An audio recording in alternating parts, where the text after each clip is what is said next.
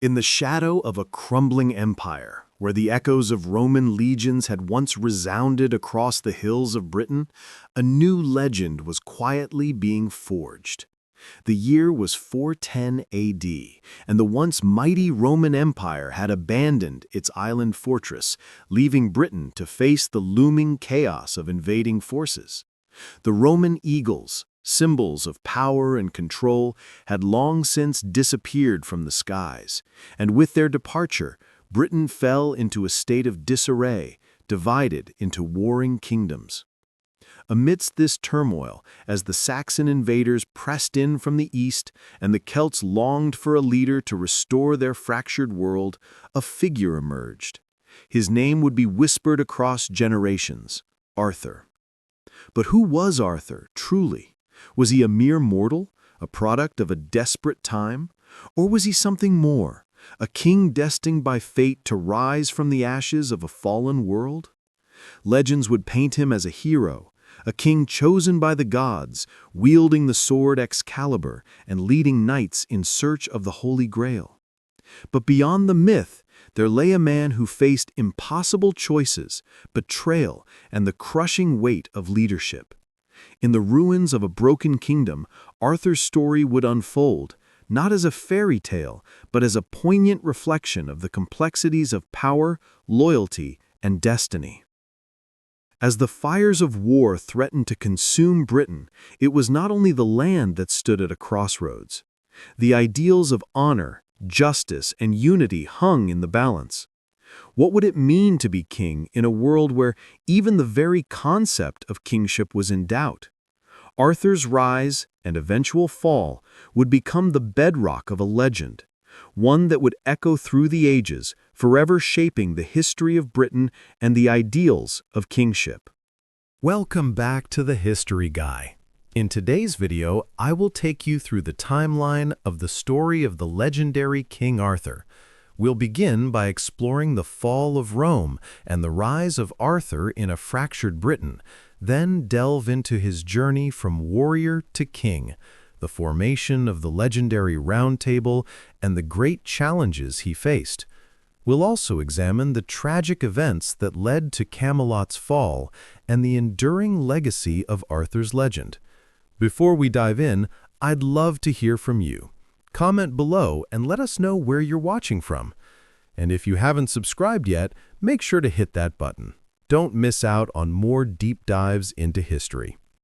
If you're not subscribed, we'd love to know why. Leave your thoughts in the comments section. We're eager to hear your feedback. The year 410 AD marked more than just a date in the history of Britain.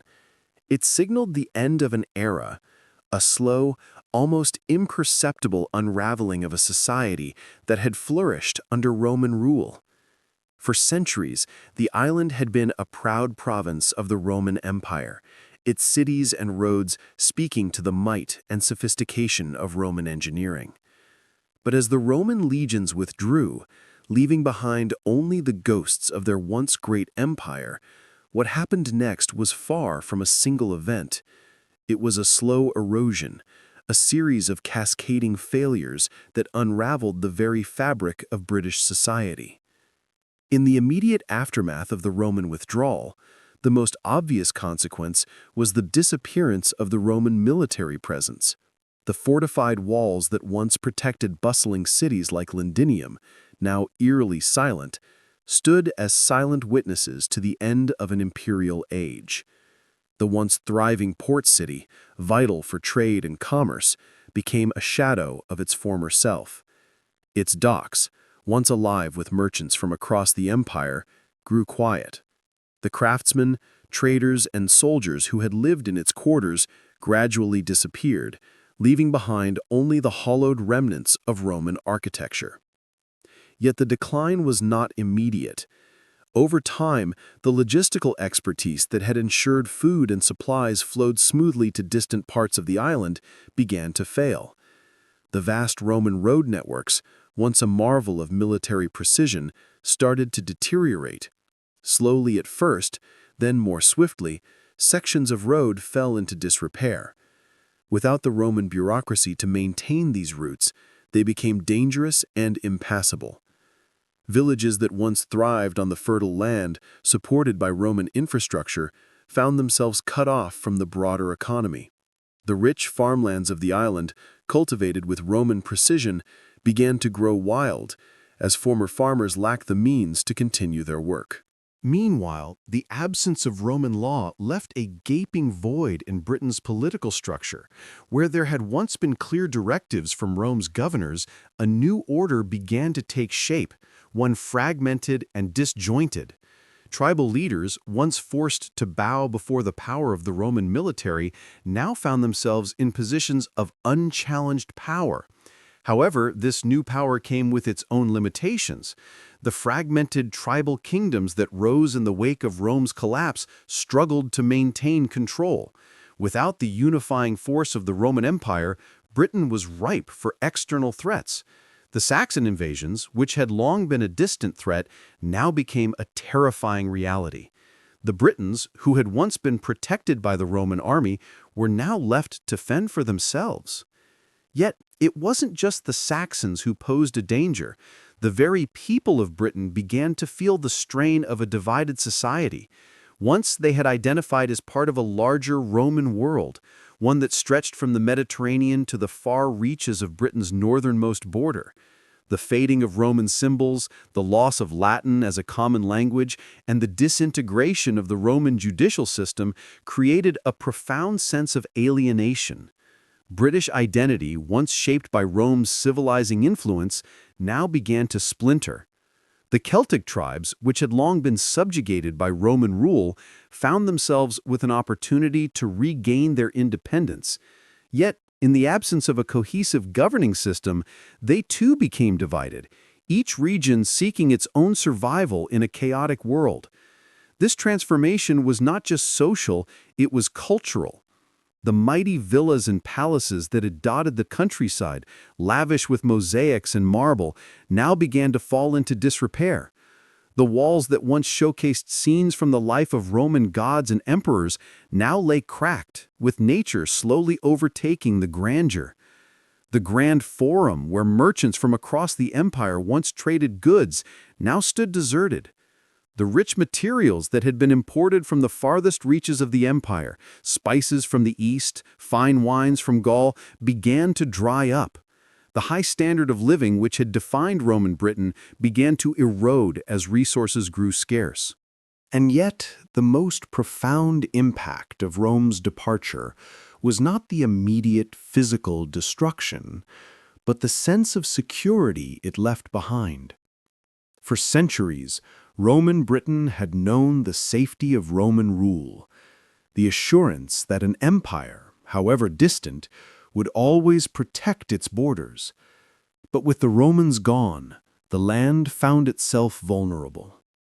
The British had no centralized authority to protect them from the incursions of Saxons or Picts.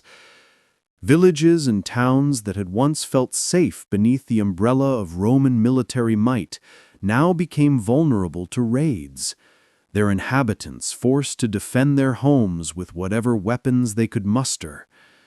In the absence of the Roman military, local leaders began to rise, attempting to fill the void left behind.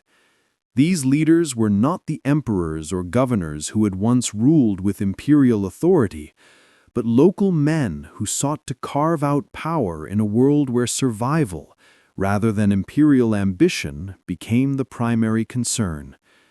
The formation of local chieftains and warlords became inevitable, and though they might have once been seen as rebellious or uncivilized, in the new fractured Britain, they were a necessity for survival. For the common people, the impact was profound.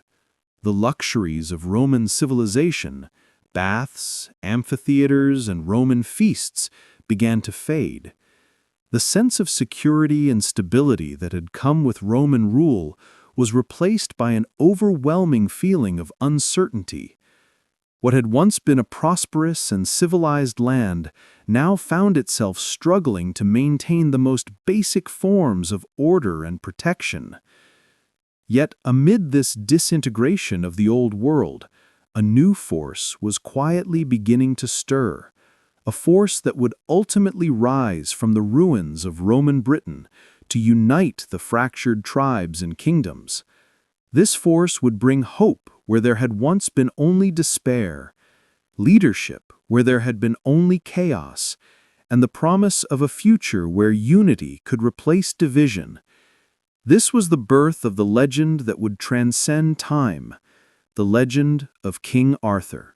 As the dust of Roman imperial authority settled on a Britain no longer bound by the rule of the empire, the island was left adrift, a fractured, uncertain land marked by the collapse of old ways and the rise of new forces. The withdrawal of the Roman legions in 410 AD did not simply mark the departure of soldiers and governors, it signaled the end of an era that had defined Britain for over 3 centuries. What followed was not an immediate disappearance of Roman structures, but a slow and relentless erosion.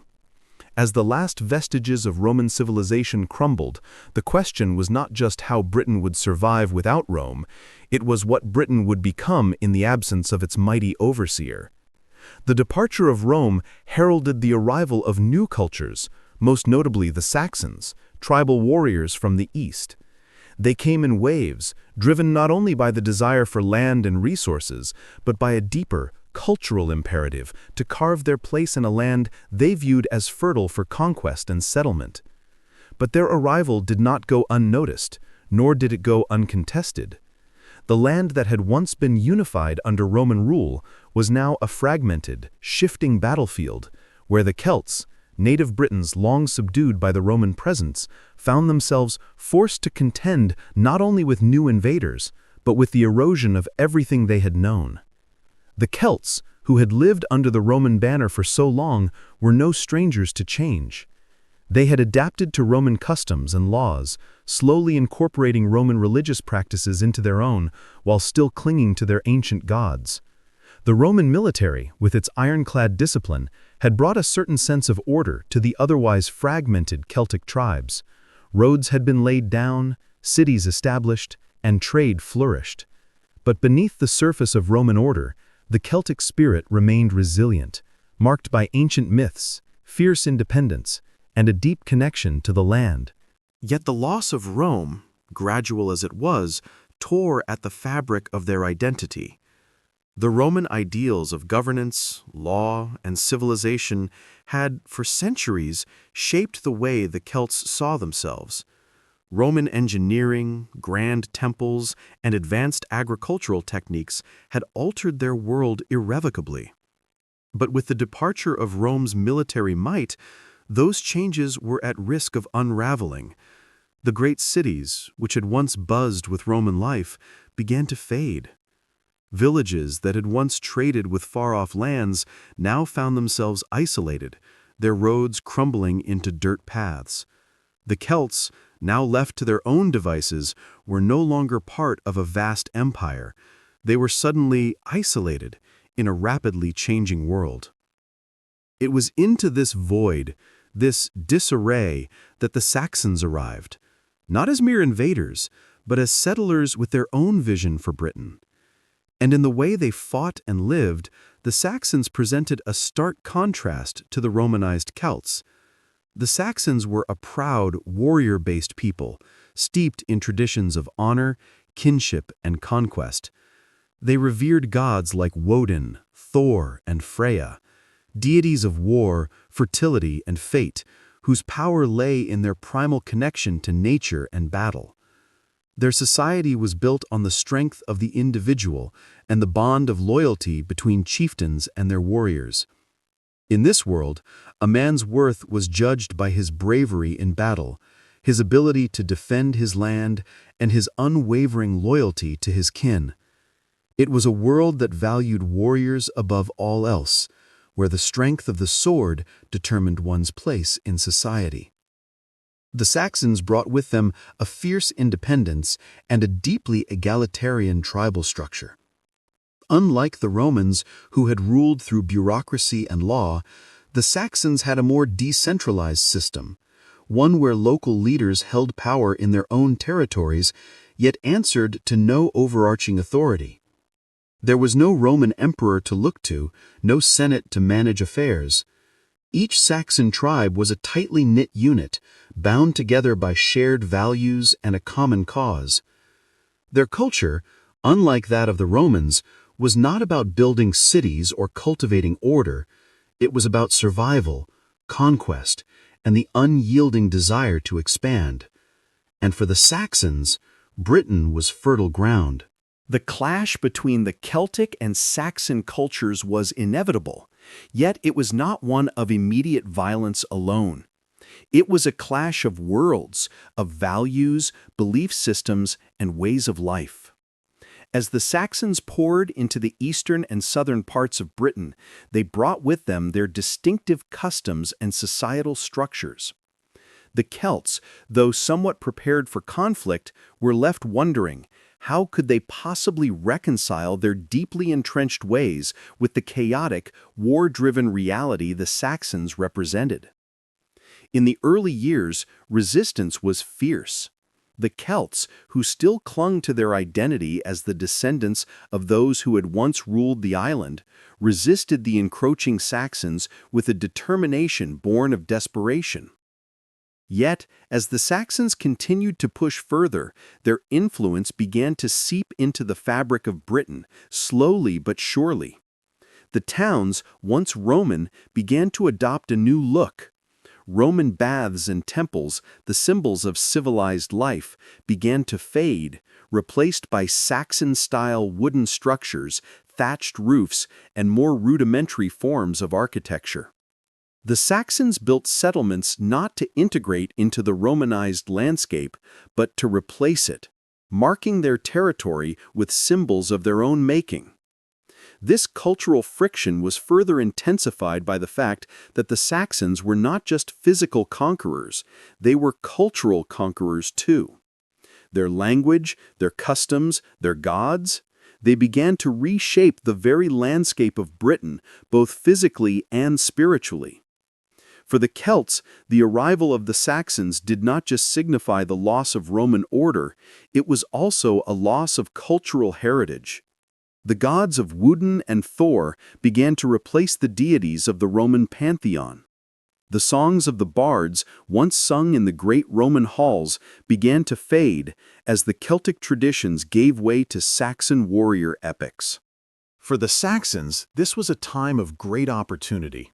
Their arrival was not just about conquest, it was about carving out a new world in which their values could flourish. The Saxons believed deeply in fate, and the land of Britain, rich with its ancient myths and powerful landscapes, was seen as a prize to be claimed by the strong. The Celts, on the other hand, had once known the art of weaving myth into daily life, of blending their stories with the land itself. The Saxons, though powerful and resourceful, lacked the depth of tradition the Celts held. And yet the Saxons would carve out their place in history not through deep cultural heritage, but through their relentless drive and warrior spirit. By the time Arthur would rise to unite the fractured lands, the damage had already been done. Britain had become a land of competing cultures, each with its own identity and worldview. The Saxons, with their rough, pragmatic values, had reshaped the social landscape, but the Celts, with their myths and their deep connection to the land, had not been entirely erased. What was left was a fractured kingdom, divided by cultures, beliefs, and loyalties, until one man, one king would rise to unite them all. The year 410 AD marked the end of an era for Britain. The mighty Roman Empire, which had ruled over the island for nearly 4 centuries, had withdrawn its legions. What had once been a thriving province, linked to the heart of an empire that stretched from the hills of Scotland to the deserts of Egypt, was left to fend for itself. With the departure of Rome came a profound sense of uncertainty. The towering Roman villas and fortified cities, symbols of imperial might, began to crumble as the land was torn between the remnants of Roman influence and the rising forces of new, incoming invaders. This was a Britain at a crossroads, where the future would be shaped not by emperors or legions, but by local leaders who would attempt to hold together a land now on the brink of ruin.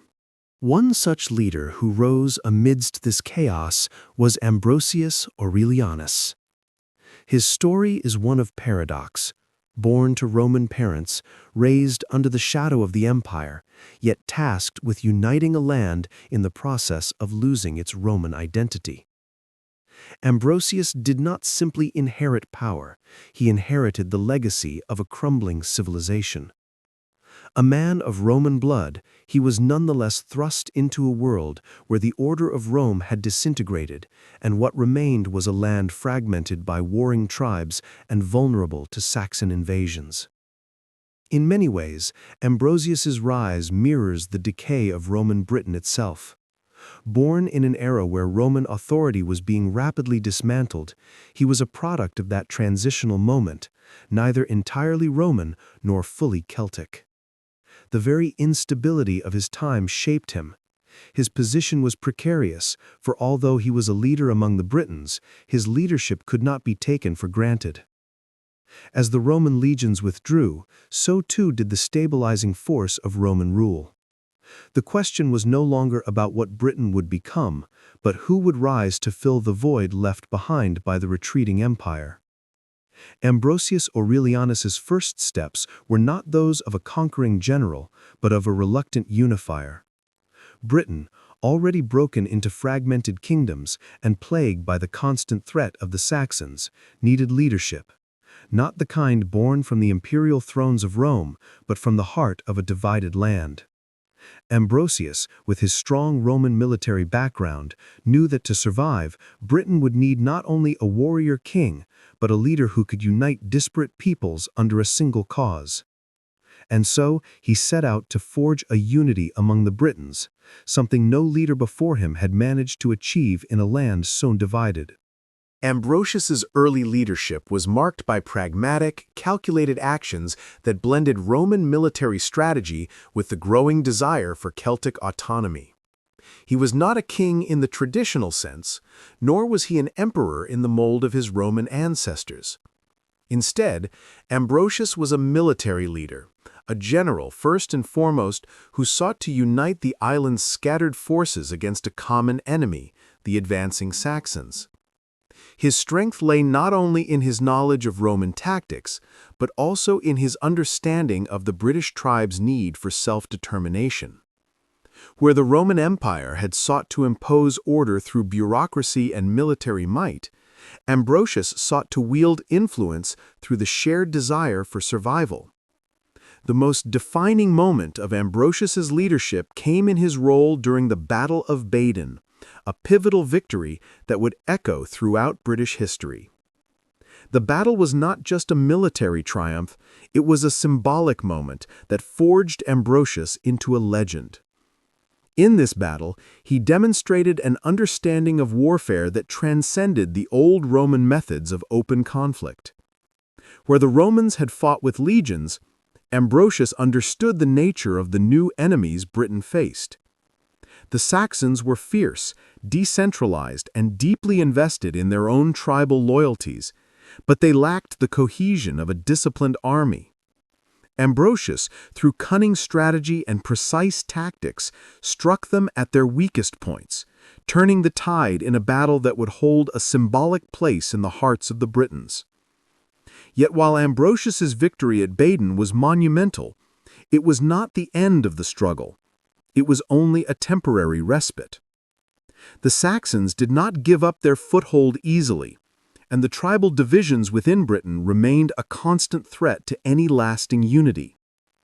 Ambrosius's success lay not just in his ability to defeat an external enemy, but in his foresight, his understanding that the survival of Britain would depend not only on military might, but on maintaining a fragile unity.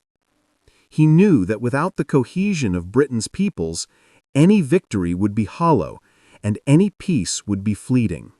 Ambrosius's leadership was marked by his ability to inspire hope in the face of overwhelming adversity. He was not a king in the traditional sense, ruling from a throne surrounded by the pomp of empire. He was a leader of the people, someone who understood the struggles of the common Briton and fought alongside them, not just in the heat of battle, but in the daily grind of survival. His vision was not solely one of conquest, but of a united British identity, a concept that had been lost since the Roman departure. His leadership was a bridge between the world of Rome and the fragmented, war-torn Britain of his time. And yet, for all his successes, Ambrosius's reign was but a brief spark in a world dominated by chaos. As the years passed and Ambrosius's life came to an end, likely from natural causes, or some say the betrayal of his allies, his legacy was secured in the collective memory of the Britons. Ambrosius may have failed to restore Britain to its former glory, but his symbolic victory over the Saxons and his efforts to unite a fractured land would lay the groundwork for the next great British leader, King Arthur. Though Arthur's name would come to symbolize the ideal of kingship, it was Ambrosius's shadow that loomed over his rise. The ideals of unity, strength, and survival that Ambrosius championed would echo in the stories of Camelot, where a king would rise to unite the Britons once more. Ambrosius Aurelianus left a legacy that extended far beyond his own time, a legacy that lives on not just in the annals of history, but in the mythic fabric of British culture. In his brief moment as a leader, he embodied the spirit of resilience that would come to define Britain's story. His efforts to forge a united front against the Saxons, his military expertise, and his sense of duty to his people marked him as one of the most significant figures in Britain's fight for survival. Though his name might have faded from the official records of history, the idea of Ambrosius, the unifier, the defender, would live on, forever etched in the minds of those who followed, and ultimately in the legend of King Arthur. The first signs of the Saxon invasion did not arrive as a sudden storm. Instead, it was a creeping tide, slow at first, yet growing with terrifying momentum. By the time the Saxons were a recognizable threat, Britain had already been fractured by the Roman withdrawal. In 410 AD, as the last Roman legions boarded their ships and returned to the fading empire, the island was left to fend for itself, a former jewel of the Roman Empire now left in the hands of tribal chiefs and military leaders who lacked the cohesion and resources of the once legendary Roman bureaucracy. But the Saxons were different from the other invaders Britain had known. Where the Romans had come with their legions, their fortified cities, their order and structure, the Saxons came with none of these things. They arrived not as a single army, but as a wave of separate tribes, initially raiders, later settlers, each with its own agenda, its own needs, and its own way of war. They were a people not constrained by the concept of empire, but driven by their warrior culture, with their own gods, their own customs, and their own fiercely independent ways. Their raids were not calculated as Roman campaigns had been, nor were they constrained by the rules of warfare that had governed Roman battles. The Saxons fought with the fierce intensity of those who had nothing to lose, and they took Britain's lands as if they were their own. Initially, the Saxon raids were relatively small-scale. Coastal towns were attacked, their riches looted, and their people driven into the countryside. These early incursions were more a warning, a test of vulnerability, than a full-scale invasion. The Saxons, though fierce, were not yet united under a single banner. Instead, their raids were sporadic, harassing the Britons in waves, capturing coastal settlements, and forcing the local population to flee inland. But as the raids grew more frequent and coordinated, the true nature of the Saxon threat became clear. They were not just invaders, they were the harbingers of a new era, an era where the Britons would no longer hold dominion over the land they had once ruled. What set the Saxon threat apart from earlier invaders was not just the ferocity of their raids, but the very nature of their expansion. The Picts and the Irish had invaded before, yet their influence had been largely regional. They sought no more than occasional conquest, their invasions localized and contained. But the Saxons were different. They came not just to raid, but to settle, to claim Britain for themselves. The Saxons were not driven by a desire to simply plunder. They were part of a larger migration, pushed westward by overcrowding and the scarcity of land in their homelands. As their ships landed on British shores, they saw not a hostile land to be conquered temporarily, but a fertile territory to be won and held. For the Britons, the scale of this threat was unimaginable. The land that had once been united under Roman rule now found itself confronted with a more primal, more decentralized power. The Romans had fought to control the land with discipline and order. The Saxons fought with fire, carving their new world with the sword. Their presence felt not just in the raided villages, but in the very soil they sought to possess. Where the Romans had built and maintained order, the Saxons sowed disorder and destruction, fighting not for empire but for territory. The Britons, now devoid of Roman infrastructure, found themselves completely unprepared for the level of devastation these tribes would bring. For the people of Britain, the arrival of the Saxons was nothing short of catastrophic.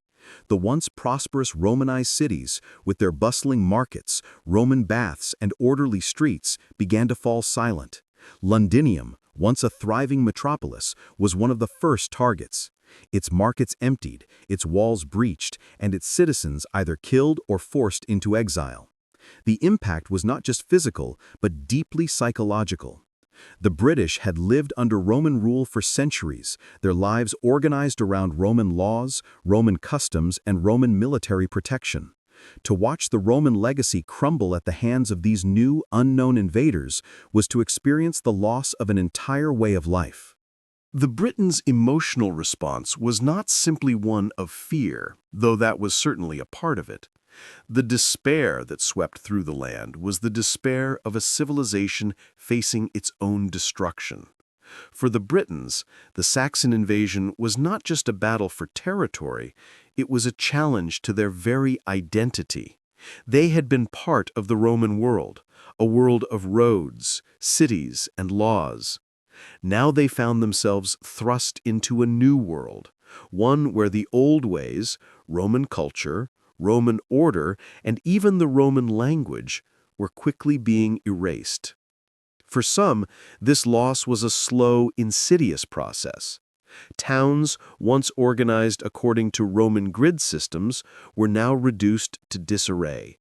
The Roman marketplace, once a hub of commerce, was now replaced by the wandering Saxon raiders, who took what they wanted and left nothing in return. But amid the devastation, there were moments of courage. As the Saxons advanced, the Britons did not give in without a fight. These were not mere victims. These were people who had known the discipline and organization of Roman military life. The resistance was fierce, though disjointed.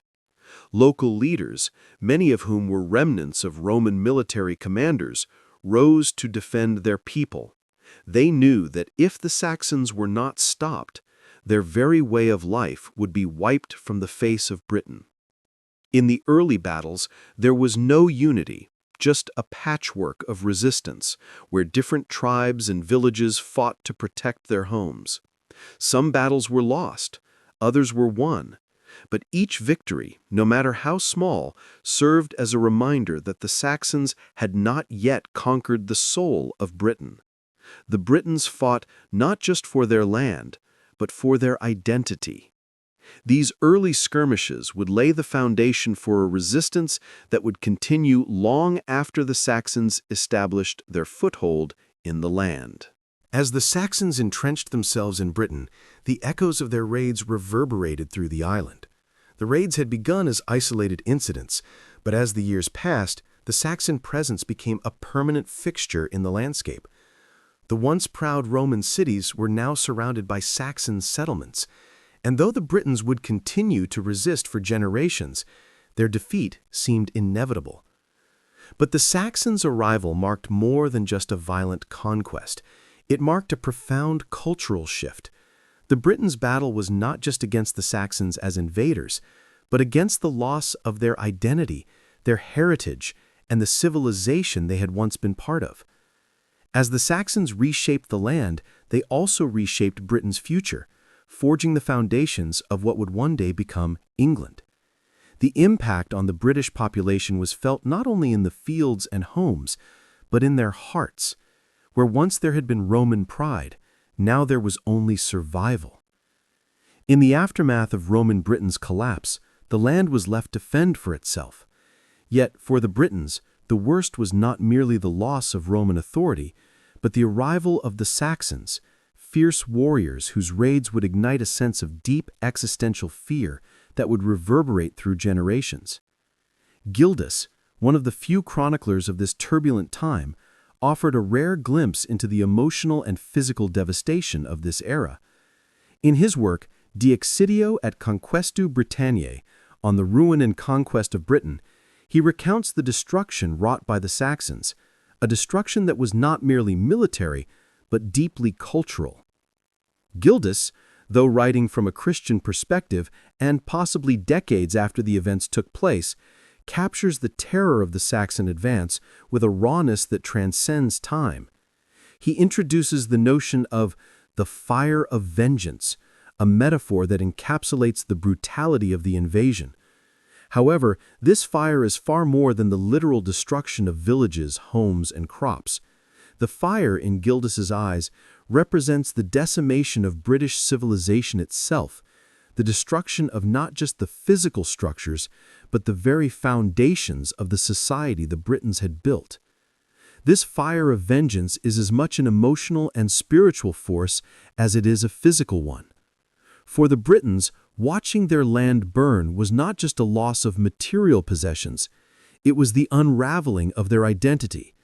The flames devoured the remnants of Roman Britain, its roads, its cities, its laws, and its customs. But beyond the physicality of the flames, Gildas suggests a psychological torment that was just as devastating. The fire symbolized the erosion of a way of life.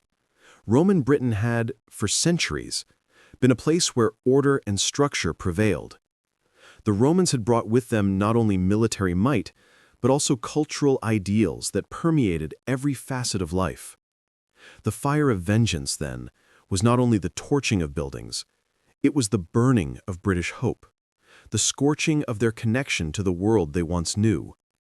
The Britons were not simply losing their homes, they were losing their place in the world. Gildas's fire of vengeance is not simply an image of destruction, but a symbol of despair and defeat. It is a symbol of a people left without a guiding force, their cities turned to ash, and their traditions threatened with extinction. What Gildas captures so starkly is the emotional toll on the British soul, the loss of identity, the collapse of an empire, and the deep, raw sense of injustice that accompanied these invaders, who came not only to conquer, but to permanently reshape the land. In the wake of such overwhelming destruction, it would have been easy for the Britons to succumb to despair. After all, they had no emperor, no legions, and no unified voice. But even as the fires of vengeance consumed their land, there emerged a leader whose name would become synonymous with the last stand of Roman Britain: Ambrosius Aurelianus. Ambrosius was not a king in the traditional sense. His rise to power was not due to inheritance or royal blood. Rather, it was necessity that pushed him forward. Born to Roman parents, Ambrosius was intimately aware of the power vacuum left by the Romans. His heritage gave him a unique position. He was a child of both worlds, rooted in the Roman military tradition, but also deeply tied to the land and people he sought to protect. The collapse of Roman authority had left Britain vulnerable to the Saxons, who arrived not merely to raid, but to settle and dominate. The British people were scattered, their former unity lost in the chaos that followed the Roman withdrawal. Ambrosius's first acts of resistance came when he took up arms against the Saxon threat. His military expertise, honed through Roman training, made him a natural leader. However, his leadership was not solely rooted in strategy. it was also born out of the emotional need for a figure who could unite the fractured British tribes. The Saxons, as fierce and relentless as they were, had not simply invaded Britain. They had fractured the Britons into isolated tribes, each struggling to survive on its own. Ambrosius, seeing the deep divisions among his people, understood that survival was impossible without unity. The first glimpse of hope for the Britons came when Ambrosius managed to rally several tribal leaders to his cause. His call for unity struck a chord with those who had watched their homes burn and their families scatter in the wake of the Saxon onslaught. They saw in Ambrosius a leader who, though not an emperor, was capable of doing what the Romans had once done: unite Britain under a single banner. His campaign was not just about military victory, it was about symbolizing the British will to survive. His rise was not the coronation of a king, but the emergence of a figurehead for the collective will of a people who had been pushed to the brink. Ambrosius's most significant victory came at the Battle of Badon, where he led the British forces in a decisive stand against the Saxons. The battle itself, though it may have been fought with the resources available, symbolized more than just military prowess. It was a moment of collective hope, an event that galvanized the Britons into believing they could withstand the Saxon tide. Ambrosius, as their leader, had become more than a general. He was a symbol of resistance, a figure that represented the possibility of a united Britain in the face of overwhelming destruction. But Ambrosius's victories were temporary. Though he had achieved a significant military success, he could not hold Britain together in the long term. The deep divisions between the tribes, the lack of sustained infrastructure, and the growing Saxon pressure would eventually lead to the fracturing of his hard-won unity. Yet, for all his shortcomings, Ambrosius remained a beacon of hope for future generations. His example of resistance would influence those who would come after him, including the legendary figure of King Arthur, whose rise would be inextricably linked to the spirit Ambrosius had kindled in Britain's darkest hour. Gildas's depiction of the Saxon invasion as a fire of vengeance serves as a chilling metaphor for the profound emotional and cultural toll the Saxons exacted on Britain. His account shows us the true cost of the invasion, not just in physical destruction, but in the loss of hope, identity, and a way of life. Amidst this darkness, Ambrosius Aurelianus emerged as a symbol of resistance, a leader who, though born of Roman heritage, became the unifying force for the British people. His brief victories, especially at Badon, showed that even in the most dire of times, the spirit of Britain could rise to fight once more. The flame of Ambrosius's leadership would flicker, but it would never be extinguished, and it would pass into the legend of King Arthur, the hero who would unite Britain once again. The Battle of Badon is one of the most iconic and pivotal events in the story of King Arthur, a moment where the tides of war shifted and the Britons, under Arthur's command, found victory against the ever-encroaching Saxon threat. The battle itself is shrouded in mystery, lost to the mists of time, with only fragmented accounts surviving. What we know is this: at a time when Britain had been fractured and disarrayed after the Roman withdrawal, the Battle of Badon became the moment that set the stage for Arthur's emergence as a leader. It was a victory that would come to symbolize British resistance, a turning point not just in the battle for survival, but in the creation of a national myth. From a historical perspective, the Battle of Badon was a military victory that had profound consequences for the Britons. Arthur's leadership, though recorded by few, is seen in the context of a people struggling for unity and survival against the Saxons, an enemy who had already begun to carve out their presence in Britain. For years, Britain had been divided into fragmented kingdoms, each one more concerned with its own survival than with any greater vision of unity. It was in this environment that Arthur emerged, not as a king in the traditional sense, but as a commander who embodied the Roman virtues of military discipline, leadership, and strategy. The Britons, demoralized after the departure of the Roman legions, had little hope of resisting the powerful Saxon invaders. The Saxons were no longer merely raiders, they were settlers, and their expansion threatened to overwhelm Britain. In the face of this overwhelming threat, Arthur's victory at Badon became a symbol of what could be, a rare glimpse of British potential to fight back, to defend their land, and to unite a divided people. The Saxons, though still formidable, had underestimated the tactical brilliance of Arthur's command. While accounts are vague, it is widely believed that Arthur employed the hit-and-run tactics that had once been the hallmark of Roman military strategy. His forces were well coordinated, and despite being outnumbered, the Britons managed to turn the tide of battle through surprise, mobility, and strategic fortifications. Historically, Arthur's leadership at Badon was more about rallying people to a cause than simply commanding an army. This was not a battle fought solely with weapons. It was fought with the spirit of a nation that had been fragmented and forgotten.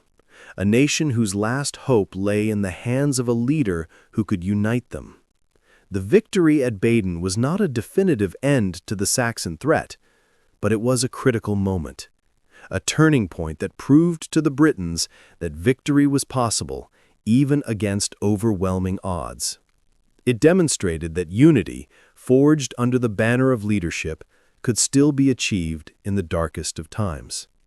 But the Battle of Badon, like many historical events in the early medieval period, was not destined to remain simply a military conflict. Over time, the myth of Arthur grew, and in myth, his victory at Badon was no longer just the result of tactical genius. It became a divine triumph. The mythological Arthur carried with him not just the skill of a warrior, but the power of a hero chosen by God. In these later tales, Arthur was often depicted with Christian symbols, most notably the cross, carrying the Christian banner into battle, as if guided by divine will. The victory, in myth, became not a human achievement, but a divine one, a triumph of righteousness over the forces of evil. In the mythological telling, Arthur's sword, Excalibur, became more than just a weapon. It was imbued with supernatural powers. It was not merely a blade of steel, but a sword blessed by the Lady of the Lake, shining with a holy light that would vanquish evil and protect the land. This transformation of Arthur's victory into a divine one makes it clear that, over time, Arthur's role shifted from military commander to a mythical hero, a figure whose victories were not achieved through human means alone. In the myth, his role at Badon becomes more than just military strategy. It becomes an act of divine intervention, where God himself ensures the triumph of righteousness. What the mythological portrayal of Arthur does so powerfully is elevate the battle to a symbolic level. The Britons' fight against the Saxons is no longer just about territorial defense. It becomes a spiritual struggle, where Arthur, as the divine hero, defends Britain not just as a land, but as a symbol of Christian civilization, fighting against the pagan invaders. The Christian elements, Arthur's carrying of the cross, his divine right to rule, give the battle an almost apocalyptic air. This is no ordinary struggle for survival. It is a cosmic battle between good and evil, with Arthur as the living embodiment of divine justice. In contrast, the historical Arthur was more grounded. While his leadership was undoubtedly important, his success at Badon was a product of human strategy and unity, not divine intervention. The historical victory was achieved through organization, cooperation, and military skill, rather than through the mystical powers often associated with the mythological Arthur. The contrast between the historical and mythological portrayals of Arthur's victory at Badon speaks volumes about the way his image evolved. In the historical record, Arthur was a military commander, a leader who united fractured kingdoms and led them to victory against overwhelming odds. He was the figure who, at a crucial moment, rose to defend Britain and inspired his people to fight for their survival. In the myth, Arthur is a godlike figure, a hero who draws upon divine favor and whose victory transcends the mortal world. His sword is enchanted, his banner blessed, and his victory a cosmic declaration of divine justice. But regardless of how the story is told, the Battle of Badon remains the key turning point that set Arthur on the path to legendary status. Whether viewed through the lens of history or myth, the Battle of Badon serves as a reminder of Arthur's undying importance as both a leader and a symbol. It is the moment where the struggle for Britain's soul began to coalesce around one figure. The warrior king who would unite the Britons, resist the Saxon tide, and become the centerpiece of a legend that would outlast centuries.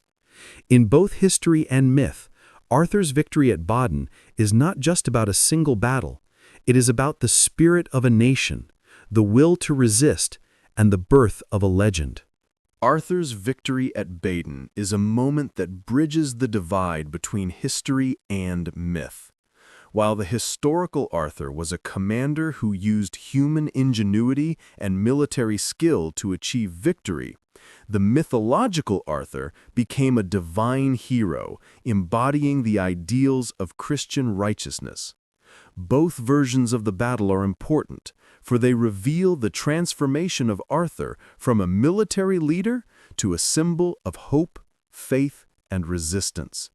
His victory at Badon, whether grounded in historical reality or elevated to myth, remains a key moment in the shaping of Britain's identity and the rise of its most enduring legend. In the years following Rome's departure from Britain, the island found itself in a precarious state.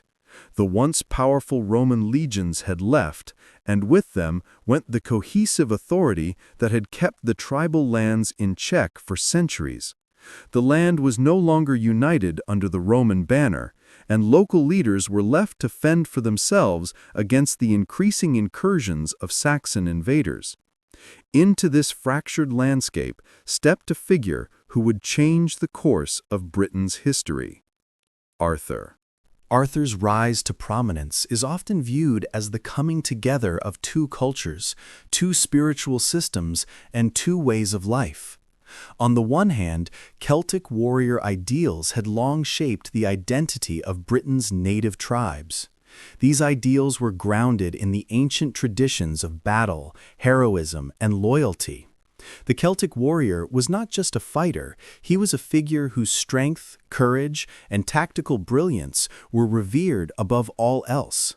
Warriors like Cuchulainn from the Irish mythological tradition exemplified this ethos, heroes who fought with the fury of gods and carried the fate of their people on their shoulders. Arthur, however, was a figure who stood between two worlds.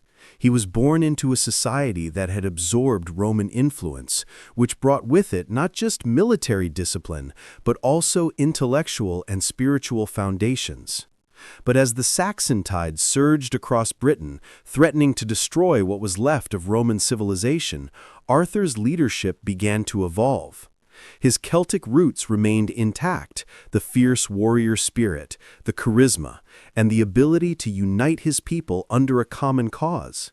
Yet, as Christianity began to make deeper inroads into Britain, Arthur's identity began to shift.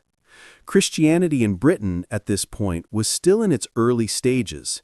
The faith had spread slowly, first through the Romanized towns and then outward into the rural and tribal lands. This merging of Celtic warrior traditions with Christian values was not without tension. Many of the Celtic tribes still clung to their old gods and beliefs, struggling with the slow yet steady influence of the Christian Church. But for Arthur, Christianity was not just a new religion, it was a moral compass that provided both a justification for his leadership and a righteous cause in his battles. Arthur's transformation as a leader can thus be viewed as a bridge between worlds, the warrior culture that valued strength and honor, and the Christian principles that sought to unite, protect, and provide moral direction. The melding of these traditions created a new kind of heroism, one that emphasized justice, responsibility, and divine protection. Arthur became more than just a fighter. He became a king whose actions were seen as ordained by God. His leadership was no longer just about fighting for survival. It was about fighting for a sacred cause, one that transcended personal ambition. In battle, this merging of ideals can be seen in Arthur's approach. The Celtic warrior ethos meant Arthur was often at the front lines, fighting alongside his men, sharing in their hardships, and leading them with a resolve born of deep personal conviction. But his growing Christian faith influenced his decision-making, ensuring that his victories were not just physical, but also moral triumphs. His sword, Excalibur, in the mythological account, was no longer merely a symbol of his warrior prowess. It became a divinely chosen weapon, a tool through which God's will was enacted on the battlefield. This was no longer just a king leading his people to victory. This was a divinely appointed hero whose very presence carried the weight of God's judgment and protection. This combination of Celtic strength and Christian righteousness is what set Arthur apart. He became not just a symbol of military prowess, but a symbol of Britain's soul, a leader who was destined to unite the fractured kingdoms of Britain not only through the sword, but through a sense of divine purpose.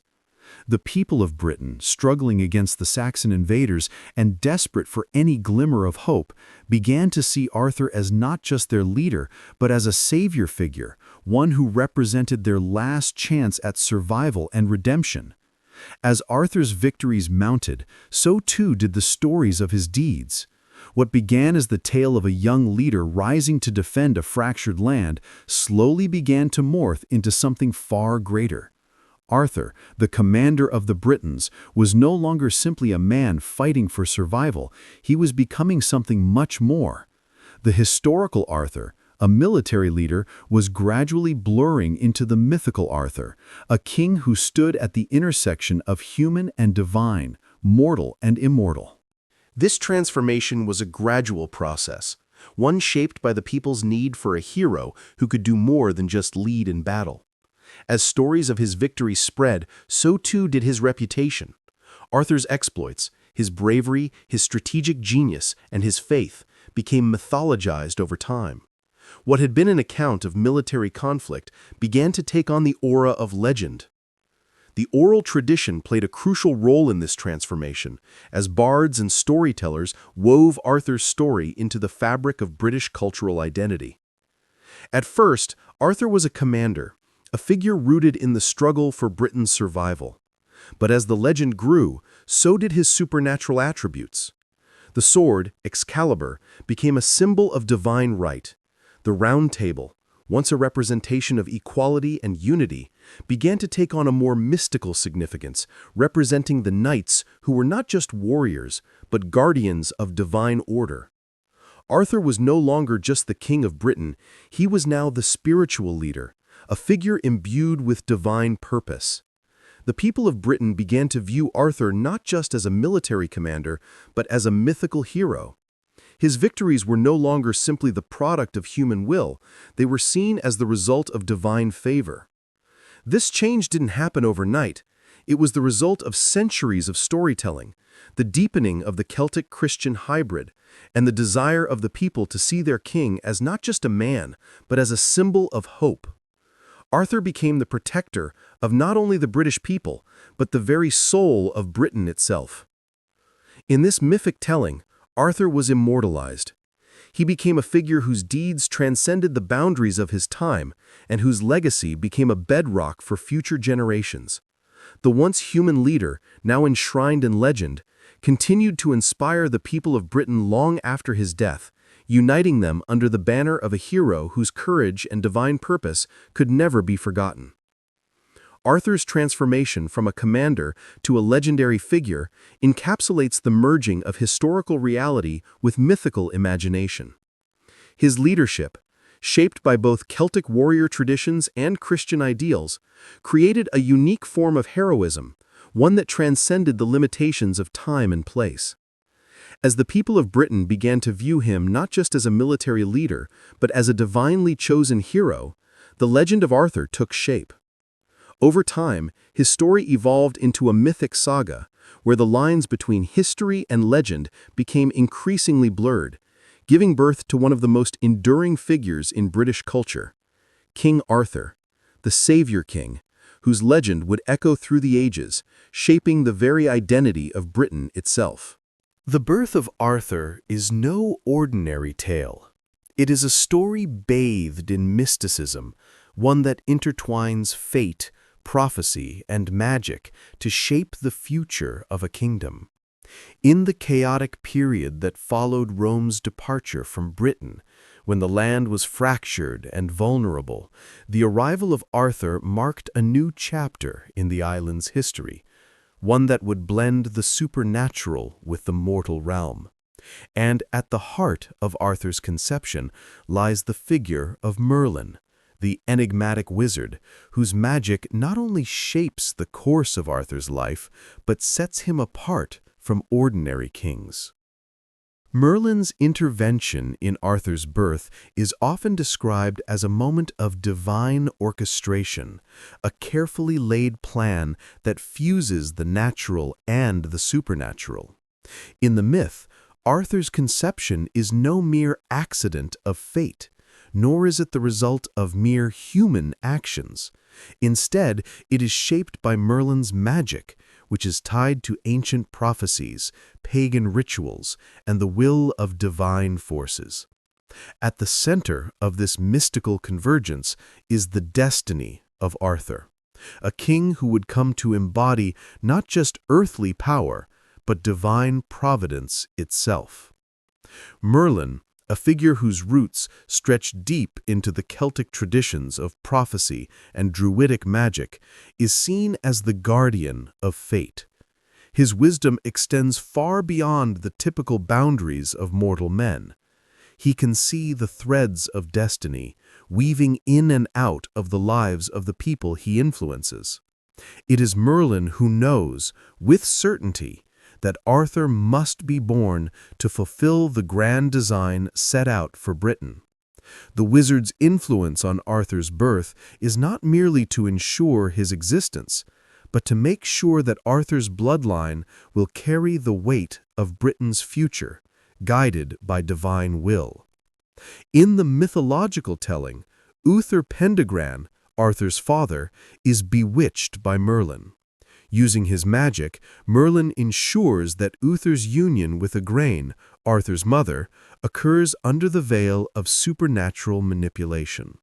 This union is not the product of love, desire, or even destiny as defined by the human experience. Instead, it is a divinely orchestrated act, where Merlin, through his sorcery, shapes the circumstances to fulfill a prophecy that Arthur will rise as Britain's savior. Merlin's magical influence sets Arthur apart from other kings in a profound way. Where most kings are born into power through lineage, inheritance, or conquest, Arthur is born through fate and magic. His conception is bound by a promise, a prophetic thread that stretches across time, ensuring that Arthur's rise to the throne will not be mere coincidence. This connection to Merlin's magic elevates Arthur to the status of a hero chosen by the supernatural, one who is destined to restore order to a land in turmoil. This supernatural birth establishes Arthur as more than a king. He is a divinely chosen leader, not subject to the same limitations as other rulers. His reign is not just political, it's cosmic. In this sense, Arthur becomes a figure whose very existence is tied to the balance of Britain's fate. The land itself, fragmented and at the mercy of invaders, needs a king who is not only skilled in battle, but one whose leadership is blessed by the divine. This is a king chosen by magic, one who is destined to bring about an era of justice, peace, and unity. The mystical elements surrounding Arthur's conception also tie into the broader religious and cultural shifts occurring in Britain. As Christianity began to take root, Arthur's birth was seen not just as a Celtic miracle, but as a divinely ordained event that was guided by the Christian God. Merlin, as a figure of power and wisdom, operates in this moment as a bridge between the pagan and Christian worlds, ensuring that Arthur's rise would carry both the weight of ancient Druidic tradition and the moral imperative of Christian kingship. Arthur's role is not simply to be a leader, but to embody the Christian ideals of justice, righteousness, and divine authority. While the supernatural elements surrounding Arthur's conception firmly establish him as a leader chosen by fate, it is through his subsequent actions, his victories, his decisions, and his leadership that Arthur's mythological transformation truly begins. Initially, Arthur is a commander, a king striving to unify a broken and war-torn Britain. His leadership is rooted in his strategic brilliance, his military prowess, and his ability to unite fractured tribes. But as his victories mount and his influence grows, the perception of Arthur begins to change. At what point does the historical Arthur begin to blur with myth? The answer is rooted in the people's desire to see him not just as a ruler, but as a legend. Over time, the stories of his victories, his wisdom, and his bravery were elevated, infused with supernatural elements that positioned him as not only a defender of Britain, but as a figure of divine destiny. The prophecies surrounding Arthur's birth, crafted by Merlin's magic, began to take on new significance as the people of Britain started to view him as a symbol of hope in their darkest hours. The transformation from commander to hero is gradual. It is in the Battle of Badon, where Arthur's first major victory occurs, that the seeds of his legend are planted. His leadership in that battle, where he unites disparate factions against a common enemy, is seen not just as a triumph of military strategy, but as a divinely inspired victory. The sword Excalibur, once merely a weapon, becomes a symbol of Arthur's right to rule and of his status as Britain's chosen protector. The Round Table, initially a gathering of knights, grows in significance, representing the sacred nature of Arthur's reign, a realm united under the banner of divine will. As the myth of Arthur grows, his human qualities, his kindness, his sense of justice, and his commitment to peace become intertwined with the supernatural elements of his leadership. His victories are no longer just military conquests, they are cosmic battles, where good faces evil, where divine forces intervene, and where Arthur's leadership represents the triumph of light over darkness. The once and future king becomes not just a promise, but a spiritual reality, with the people of Britain beginning to believe that Arthur's reign will usher in an era of eternal peace and prosperity. Arthur's transformation from a historical figure to a mythic hero is marked by the increasing divinity attributed to him. What was once seen as a man fighting for survival became a story of a prophet king, chosen by Merlin, guided by divine forces, and destined to restore order to a fractured world. And thus, the once and future king lives on, not just in the pages of history, but in the hearts and minds of those who believed that one day Arthur would return to lead Britain again. Merlin's intervention at Arthur's conception was not just an act of magic, it was the beginning of a legendary transformation. Arthur's birth, shaped by prophecy and divine intervention, set him apart from ordinary kings and established him as the once and future leader of Britain. Through his leadership, Arthur became not just a king, but a symbol of divine justice, bridging the gap between the human world and the mystical realm. As his story grew, so too did his status, evolving from commander to hero, until Arthur became the embodiment of Britain's national identity, its hope, and its divine protector.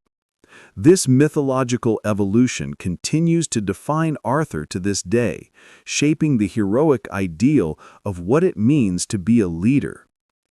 In the ancient mists of time, when Britain stood at the crossroads of the old and the new, a child was born whose destiny would shape the very soul of the land. This child, Arthur, was not born of simple union or desire, but of fate, magic, and prophecy, an intersection of divine forces that transcended human understanding. His birth was not the result of love or casual fate. It was a deliberate act of supernatural influence, an act that would alter the course of Britain's future. And at the heart of this transformation was the legendary Merlin, a figure whose magic, wisdom, and knowledge of ancient prophecies ensured that Arthur would be no ordinary king. Merlin's intervention in Arthur's conception was not just a random magical act. It was a meticulously orchestrated event that tied into the weaving of destiny itself. The story goes that Uther Pendragon, Arthur's father, fell deeply in love with Igraine, the beautiful wife of Duke Gorlois. Merlin, seeing the divine potential in their union, used his magical powers to manipulate events, making it so that Uther could be with Igraine, despite the ethical and moral implications of the act. But Merlin's magic was not a simple tool of seduction or trickery. It was part of a larger plan, a plan that would set in motion the prophecy of the once and future king. Through Merlin's intervention, Arthur's birth was tied to a divine right, one that would ultimately make him the legitimate king of Britain. His conception was not random. It was the fulfillment of an ancient prophecy, one that spoke of a leader who would arise in Britain's darkest hour. A king who would unite the fractured land, restore peace, and push back the invaders threatening to overrun the Isle. Arthur's birth, therefore, was the result of a deliberate weaving of fate, orchestrated by Merlin, who understood the cosmic balance of Britain's future. In his mind, the prophecy was clear. Arthur was destined to rule. And so, the magic surrounding Arthur's conception was not just about ensuring his existence. It was about ensuring that Britain would have the right king at the right time. The supernatural aspects surrounding Arthur's conception were not just confined to Merlin's manipulations of Uther and Igraine, though. Merlin, as a figure of great power, understood the Celtic traditions of magic and fate, and through his own wisdom, he wove these elements into Arthur's story.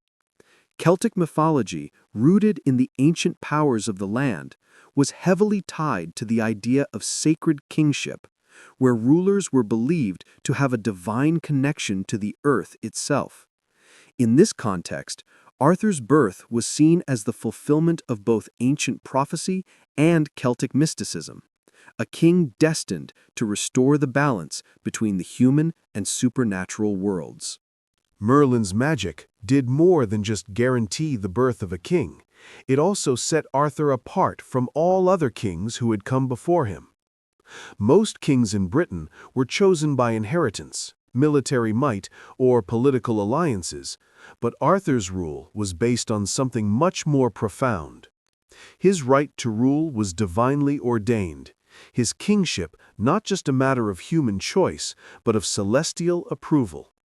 From the very moment of his conception, Arthur was not just any king, he was the chosen one. The king destined to reunite Britain, heal its divisions, and face the most dangerous enemies of his time. His leadership was sacred, imbued with divine approval, and his power extended far beyond the earthly realm. He was a king not only by bloodline, but by the will of the supernatural forces that governed Britain's fate. Merlin, in his wisdom, ensured that Arthur's life was intertwined with both the mystical and the moral. While his conception may have been shaped by Merlin's magic, it was also guided by higher principles. Arthur was not born to be a king solely for his own gain. Instead, his reign would be marked by a deep sense of responsibility, driven by the greater good and the welfare of his people. His role was to fulfill the prophecy and restore peace to a kingdom that had long been torn apart by war and division. In this way, Merlin's intervention ensured that Arthur's destiny was not just political, but deeply spiritual, connected to the will of the land itself. Merlin's intervention wasn't just about ensuring Arthur's birth, it was about fulfilling a prophecy, the once and future king. This prophetic phrase, repeated throughout the ages, suggests that Arthur was not only the king of his time, but a symbol of Britain's eternal hope. The idea that he would return again when Britain most needed him gave his reign an eternal quality. It tied Arthur's life to a grand cosmic narrative, making him more than a mortal king. He was the embodiment of Britain's future, a ruler destined to rise when his people were in the greatest peril. His leadership was sacred, imbued with divine approval, and his power extended far beyond the earthly realm. In the mythological context, the once and future king prophecy speaks to the divine quality of Arthur's birth and the eternal legacy he leaves. Merlin, as the guide of fate, understood that Arthur's kingship was not just a transient power, but a lasting symbol of Britain's soul, one that would endure even in times of darkness and uncertainty. This supernatural destiny was the essence of Arthur's kingship. He was not just the king of his time, but a leader who belonged to the very future of Britain, always waiting for the moment when the land would need him most. Merlin's intervention in Arthur's conception was a deliberate act of fate, one that not only ensured the birth of a king, but imbued him with a divine right to rule. Through his magical influence, Merlin shaped Arthur's destiny, establishing him as the once and future king whose reign would restore Britain and bridge the gap between the earthly and the supernatural. In this mystical conception, Arthur was not just a king, he was the embodiment of Britain's eternal hope, a figure destined to return and fulfill his role in the future. Arthur's birth, under the watchful eyes of Merlin and guided by divine forces, set him apart as the chosen leader, one whose kingship was as much a matter of destiny as it was of magic and prophecy. In the troubled aftermath of Rome's withdrawal, Britain found itself caught between the fading echoes of imperial rule and the rising tide of tribal conflict. Divided, fractured, and vulnerable, the land longed for a king who could unite its people and restore order. Arthur, a king born not of wealth or privilege, but of destiny, would answer that call. His vision for Camelot, and more importantly for the Round Table, would mark a break with all that had come before him. In a land where power and kingship were traditionally defined by bloodlines, military conquest, and territorial dominance, Arthur's new vision of kingship was radical, and it would forever alter the course of Britain's history. Arthur's kingdom would not be ruled by a monarch who saw himself as a divine ruler, elevated above all others, but by a king who shared power and responsibility with his knights. The creation of Camelot and the Round Table wasn't just an architectural or ceremonial act. It was a political revolution that rejected the feudal structures of Britain's past. Before Arthur, kings ruled by the power of their sword, their bloodline, and their ability to conquer and control. They were figures of supreme authority, distant from their subjects and often isolated in their castles, surrounded by advisors who only spoke to reinforce the monarch's will. Arthur, however, had a different vision, a vision that was inspired by his experiences, his inner moral compass, and his desire to create a kingdom that embodied justice, loyalty, and equality. At the heart of Arthur's revolution was the Round Table, a symbol of his desire to build a kingdom rooted in equality and shared responsibility. Unlike the royal courts of previous kings, where rulers sat upon their thrones, surrounded by an elite group of advisors. The Round Table was designed to place Arthur and his knights on equal footing. This was not merely a symbolic gesture, it was a radical new system of leadership that challenged the very foundations of traditional monarchy. The round design of the table was profound. It had no head, symbolizing that no knight was more important than another. This egalitarian structure was a stark departure from the hierarchical models of kingship that had preceded Arthur's reign. Kings and lords often ruled through coercion, manipulation, and the threat of violence. But Arthur's Round Table was based on principles of loyalty, justice, and mutual respect. Each knight sat at the table as an equal, and their opinions were valued as highly as Arthur's. There was no distance between the king and his knights. They were all united by a common cause, to protect the realm, uphold justice, and serve the greater good. The radical nature of this idea cannot be overstated. In earlier times, kings ruled with absolute power, and their decisions were final, regardless of the opinions of others. Arthur's idea, however, introduced the concept of collective decision-making, where all voices were heard and decisions were made not by a singular ruler, but by a council of equals. This was politically unorthodox, an act of democratization that had never been seen in Britain before. Leadership was not about dominance, but about shared responsibility and mutual trust. This egalitarian approach extended far beyond the structure of the Round Table itself. It became a philosophy that governed Arthur's rule. Instead of ruling with an iron fist, Arthur sought to unite the fragmented tribes of Britain through cooperation and dialogue. His leadership wasn't about conquering new lands or asserting dominance. It was about creating unity among the people, about restoring the rule of law and morality to a land in chaos. His Round Table became the centerpiece of a new political order, one that would inspire future generations of rulers to govern with fairness and integrity. This shift in leadership also carried psychological significance. By rejecting the traditional model of monarchy, Arthur not only sought to build a just society, but also to demystify kingship. In earlier times, kings were often seen as divinely appointed figures who ruled with unquestioned authority. But Arthur's new system of kingship, built on shared decision-making and equality, sought to ground leadership in the realities of human connection and mutual respect. He positioned himself not as a ruler above all others, but as a leader among equals, who was willing to listen, understand, and serve the people he led. The symbolism of the Round Table cannot be ignored. In its design, Arthur not only established a new kind of leadership, but also defined the moral framework that would govern his reign. Knights at the Round Table were not merely warriors, they were guardians of justice and defenders of righteousness. They swore oaths to protect the kingdom and its values, and to defend the weak, the innocent, and the oppressed.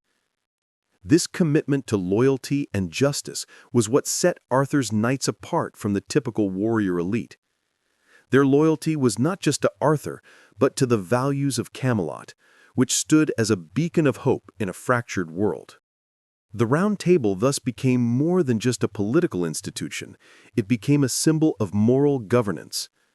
It represented the ideal of a kingdom where equality, loyalty, and justice were the guiding principles.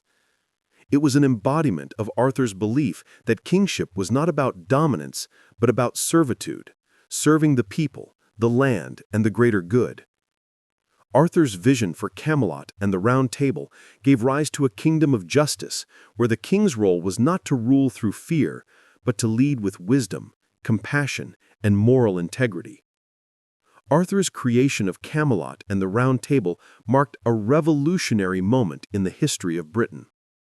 It was a rejection of the hierarchical feudal kingship that had previously ruled the land, and an embrace of a new model of leadership, when based on equality, justice, and loyalty. The Round Table was not just a symbol of shared power, but a representation of Arthur's vision for a unified Britain, where kingship was about service, not supremacy. In this radical shift, Arthur's reign would forever alter the way rulers governed and would serve as a beacon of hope and justice for future generations. Through the Round Table, Arthur left a legacy that would resonate through history, forever shaping the ideals of leadership, unity, and moral responsibility. Arthur's Camelot and its Round Table were not just symbols of a kingdom, they were the embodiment of a new ideal of kingship. In a world where power had long been defined by bloodlines, brute strength, and territorial conquest, Arthur's vision for Camelot was radically different.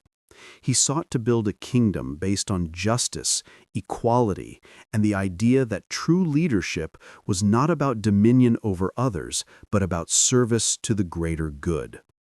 At the heart of this vision were the Knights of the Round Table, each one representing a different facet of virtue that would guide Arthur's reign. Lancelot, the most famous of Arthur's knights, represents the virtue of loyalty, but his story is far more complex than mere devotion. Lancelot was not a knight untouched by flaws or internal struggles. His love for Guinevere, Arthur's queen, is the most well-known of his personal battles, and it represents the conflict between personal desire and duty to the kingdom.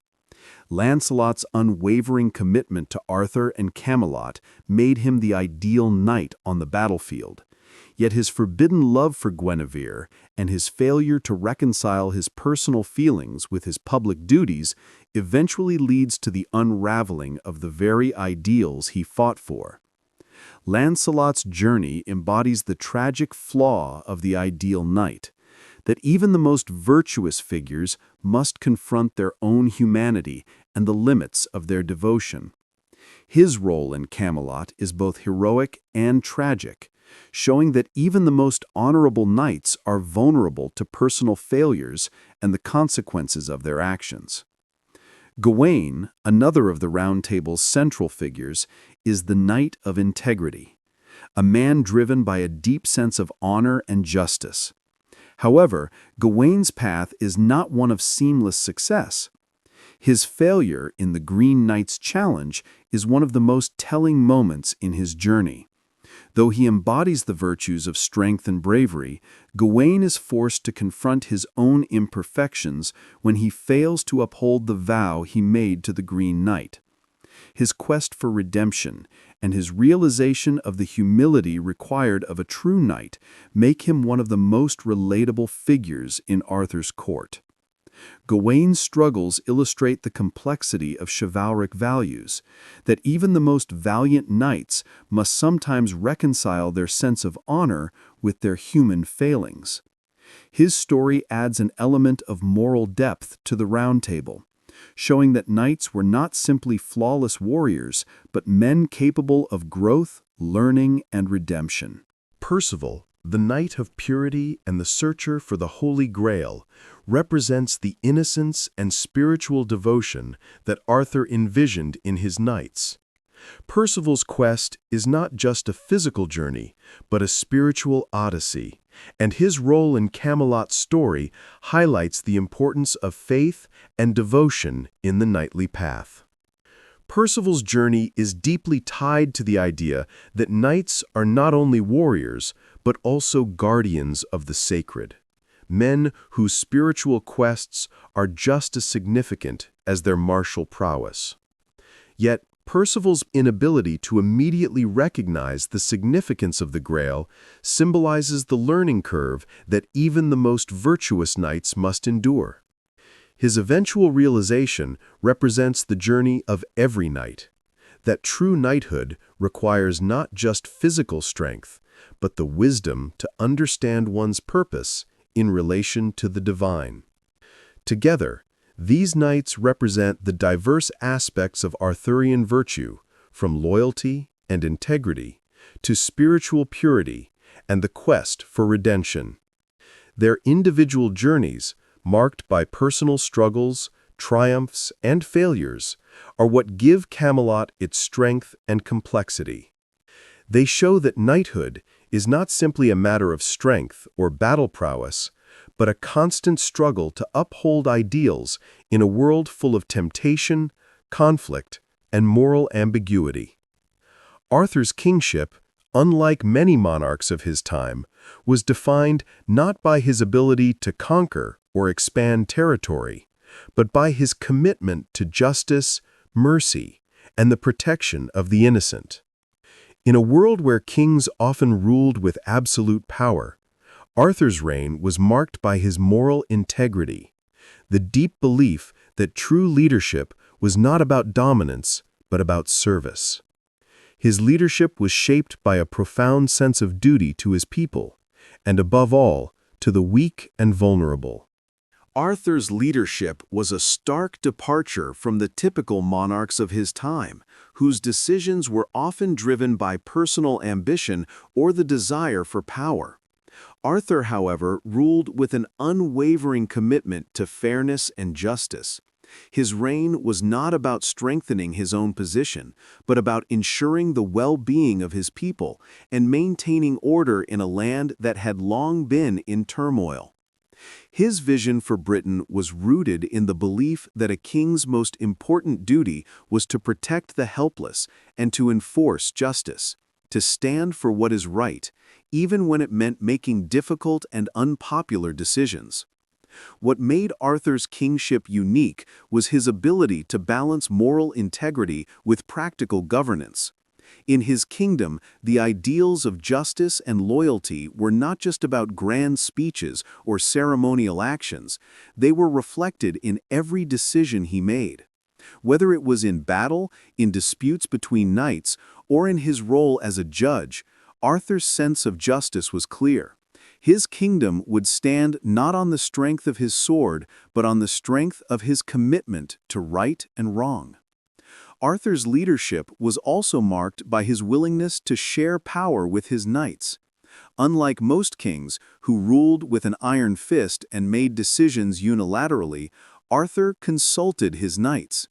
The Round Table, with its emphasis on equality and shared responsibility, allowed Arthur to hear multiple perspectives before making any decision. His leadership was rooted in collaboration. He was not an isolated monarch, but the first among equals, relying on the wisdom and counsel of his knights to guide the kingdom.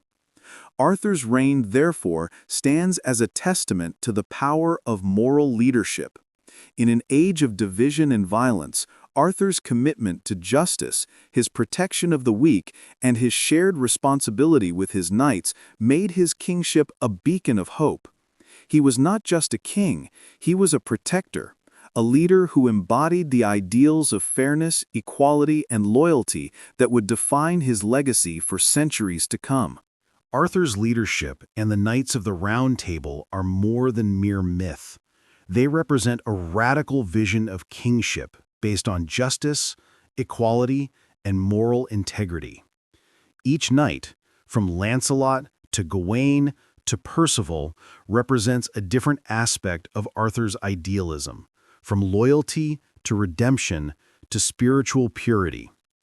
Arthur's leadership, unlike the monarchs before him, was rooted not in absolute power, but in the belief that true kingship was a service to the people. His commitment to protecting the weak and his moral compass, reflected in his knights and the Round Table, set a new standard for what it meant to be a just king. Arthur's reign remains a shining example of how leadership, when guided by virtue and compassion, can lead a nation to greatness. In the period following Rome's departure from Britain, the once proud island seemed ripe for the taking. The Saxons, a relentless and determined enemy, flooded the shores with dreams of conquest and domination. The British tribes were splintered, their unity fractured, and their defense weakened. It was in this moment of vulnerability that Arthur, the once unknown son of Uther Pendragon, rose to prominence. His military genius, tempered by his sense of justice and honor, would lead him to become not just a king, but the unifying force that would defend Britain from destruction. Arthur's first major tests against the Saxons came at a time when the Britons had little hope left. They had witnessed the fall of Roman Britain, the crumbling of old Roman infrastructure, and the constant waves of raids. But Arthur's rise was no mere accident. It was the product of fate, prophecy, and his own tactical brilliance. Where previous kings had faltered, Arthur's victories were a reflection of his profound understanding of warfare, as well as his ability to inspire courage and unity among a divided people. Arthur's strategy in battle was nothing short of genius.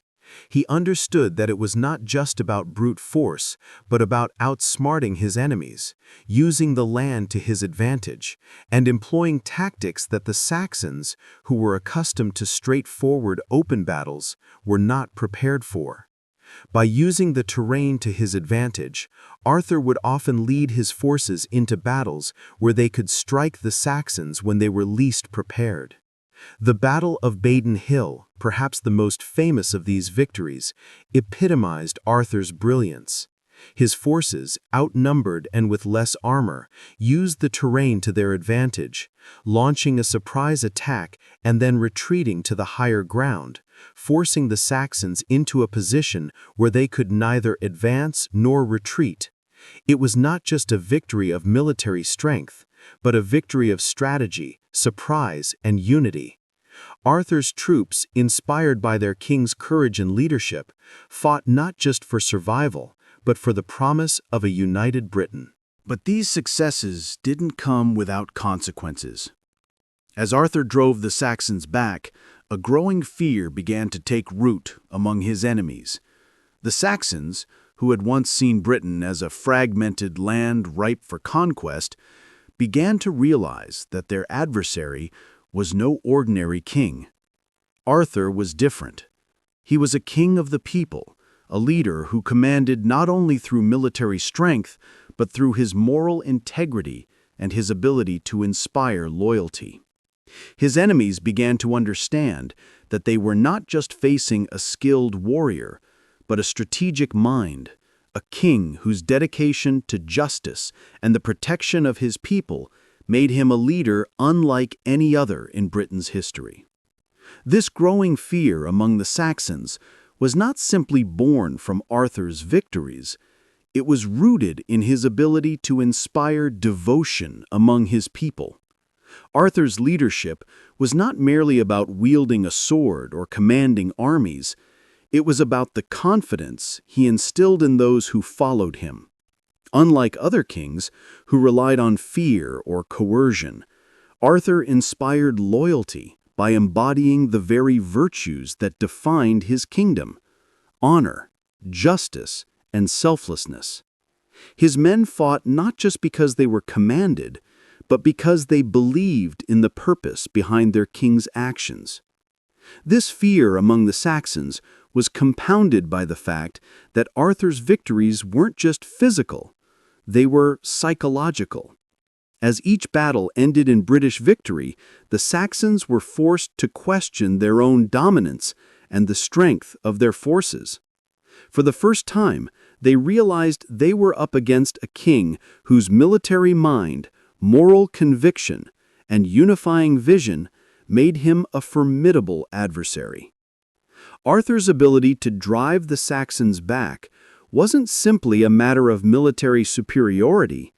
It was the product of a kingdom's belief in his leadership, a belief that no invader, however powerful, could easily overcome. As Arthur's success in repelling the Saxons continued, so too did his political influence. The victory over the Saxons solidified his position as not just a leader, but a symbol of hope for a fractured and divided Britain.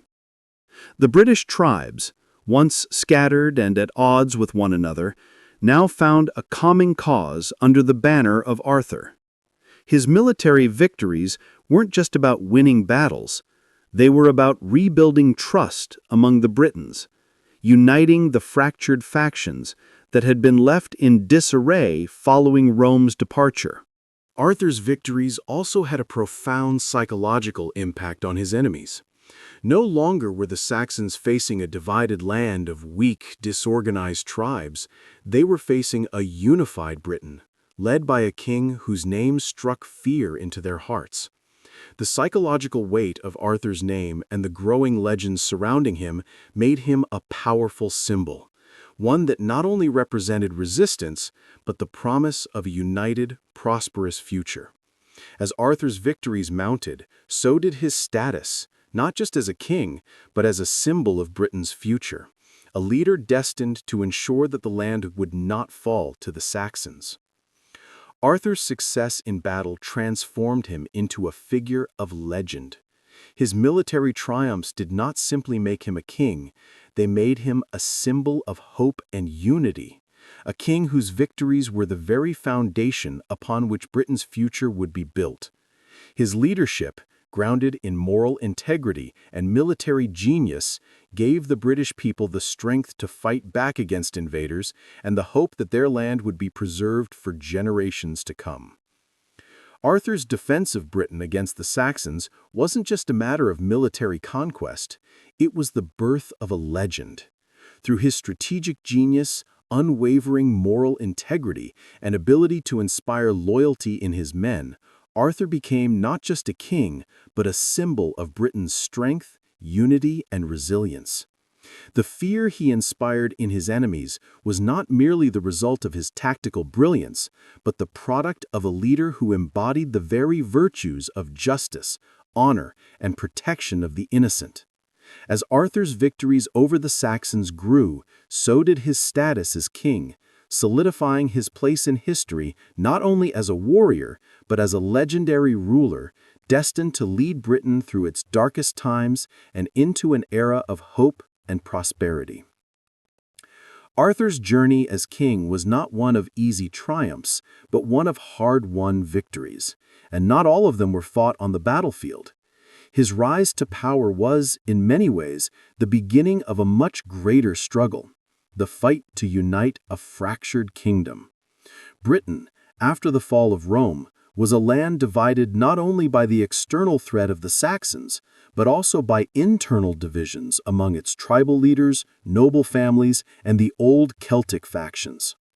Arthur's ideal of a united Britain under one king would face its first test in the political arena, a test that would shape not only his reign, but his very vision for Camelot. The challenge was far from simple. While Arthur had proven himself on the battlefield, his victory over the Saxons did not automatically secure his political authority. Britain was a land where loyalty was often fragmented, and allegiances were based more on tribal loyalties and bloodlines than on the shared ideals Arthur sought to create. In the aftermath of Rome's departure, the Celtic leaders who ruled over Britain's various regions were accustomed to wielding absolute power over their people. For them, the idea of a unified kingdom under one king was a threat, not just to their power, but to their traditional way of life. This reality was evident in the resistance Arthur faced from local lords who were deeply entrenched in their own sense of autonomy.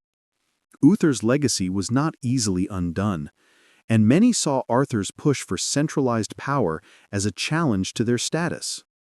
Some tribal leaders, particularly those from the more independent regions, saw the young king's idealism as a foolish dream. The idea of Arthur ruling with a round table where all knights were equal and bound by a shared code of honor was met with resentment from those who believed in the traditional feudal structure that placed the king at the pinnacle, above all others. Arthur, in his naivete and idealism, had believed that his virtues of justice, honor, and equality would resonate with all of Britain's leaders. However, he soon discovered that the realities of power were far messier. The tribal leaders, accustomed to wielding power for centuries, were not so easily swayed by abstract ideals. For Arthur to build a unified kingdom, he would have to navigate complex negotiations, compromise, and at times brutal politics, all while remaining true to his moral compass. This was the true test of his leadership. Arthur's belief in the Round Table and its promise of equality was at the heart of his vision for Camelot. He dreamed of a kingdom where justice prevailed and where each knight, regardless of their birth, could sit at the same table and make decisions for the good of all. But as the realities of governance set in, Arthur began to realize that the political compromises required to keep his kingdom together were not always in line with his idealistic vision.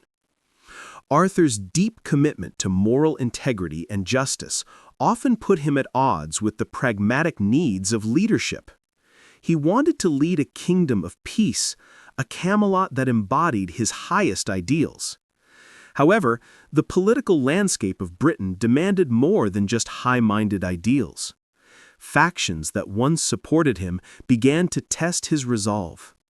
Lords who initially pledged loyalty to Arthur were now seeking to expand their own territories at the expense of the kingdom's unity. Arthur was forced to deal with these ambitious rivals, often choosing between upholding his ideals and maintaining political stability. The tension between idealism and realpolitik became even more pronounced as Arthur's power grew. He soon learned that his knights, despite their oaths of loyalty, were not immune to the human weaknesses of greed and self-interest. As he faced betrayal and disloyalty, Arthur's trust in his knights would be put to the test. For example, Lancelot, the greatest of all the knights, was torn between his love for Guinevere and his loyalty to Arthur. This internal conflict within Arthur's closest companions further complicated the situation, as Arthur had to balance his ideals of loyalty with the emotional and moral struggles of his most trusted men. Arthur's sacrifice in attempting to maintain a kingdom of justice and equality came at a great personal cost. As king, he was forced to make decisions that conflicted with his ideals. His belief that Camelot could be a utopia of virtue and fairness had to be tempered by the realities of ruling a land where self-interest often trumped the common good. His commitment to justice meant that he forgave those who betrayed him, even when doing so undermined his power. Arthur's inability to fully reconcile the moral consequences of his decisions with the practical needs of leadership created a psychological burden that weighed heavily on him throughout his reign. His belief that a king should rule by moral example meant that Arthur's authority was not imposed through fear, as it might have been for other kings. Instead, his power was rooted in shared principles of justice, and this created an atmosphere where Arthur's decisions were constantly tested by both his allies and his enemies. His ability to inspire loyalty was deeply rooted in his willingness to place the good of the kingdom above his own desires, but it also led to moments of doubt when those closest to him did not live up to his ideals.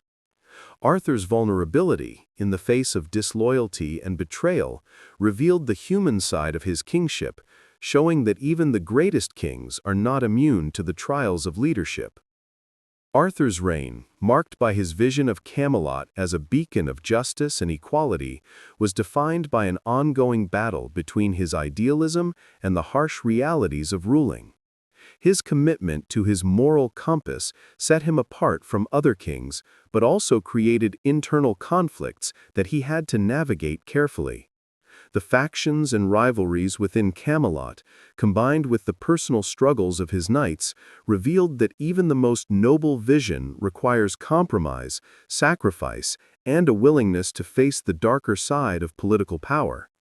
In the end, Arthur's struggle to reconcile his idealistic goals with the pragmatic needs of leadership would define not only his legacy, but the lasting legacy of Camelot, a kingdom founded not just on strength, but on the enduring principles of justice, loyalty, and honor.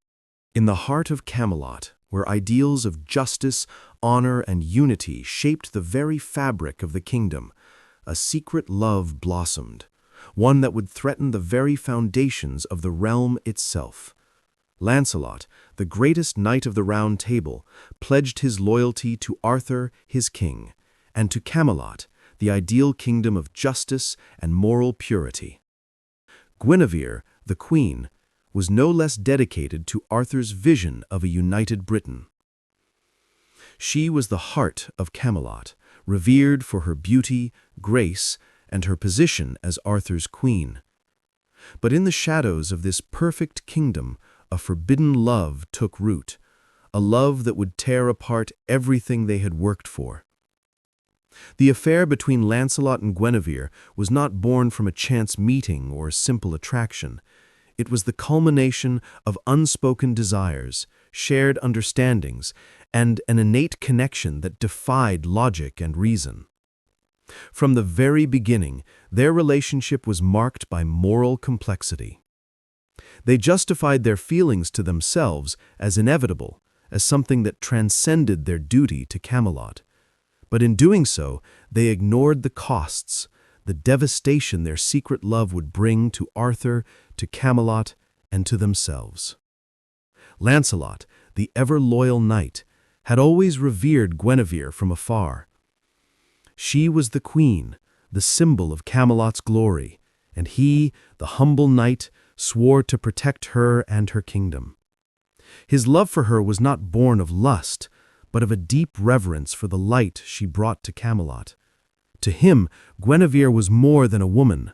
She was the embodiment of Camelot's ideal.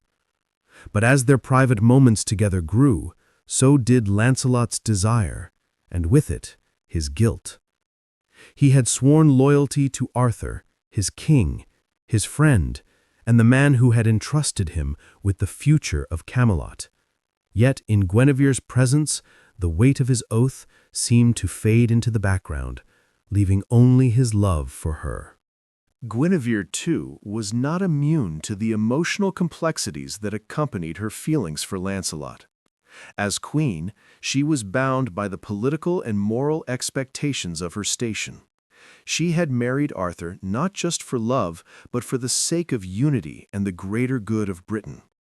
But within the confines of her marriage, she felt the weight of duty more than passion. While Arthur was a noble king, good and just, the emotional and physical intimacy she craved was absent. Lancelot's presence awakened something in her, something she had long suppressed. It wasn't just desire, but a need for connection, for someone who saw her not just as a queen, but as a woman. Yet her love for Lancelot was a betrayal of the very kingdom she swore to protect. Their affair grew not from rebel hearts, but from the tragic collision of duty and desire.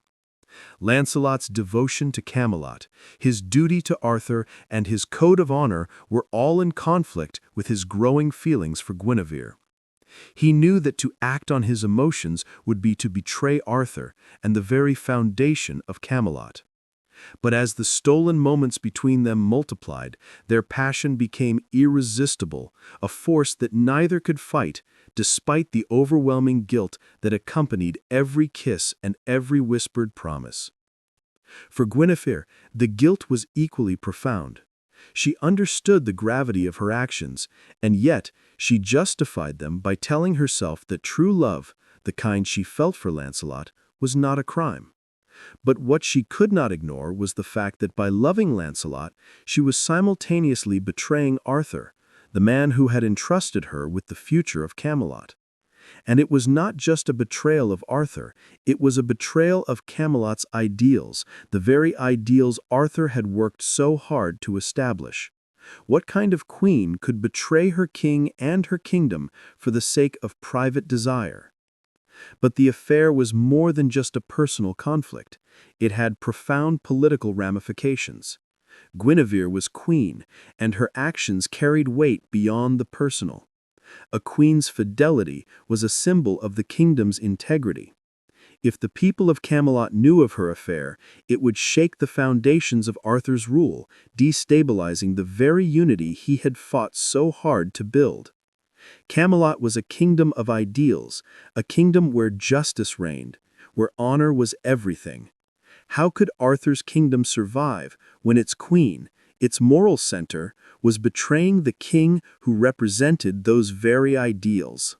The emotional toll was evident in every stolen glance, every hidden conversation.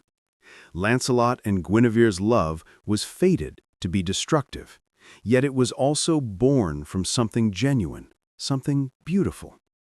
The passion they shared was undeniable, yet it was inextricably tied to guilt, to the knowledge that their love could only lead to tragedy. And as they continued down this path, they both began to see the consequences of their actions, on Camelot, on Arthur, and on themselves.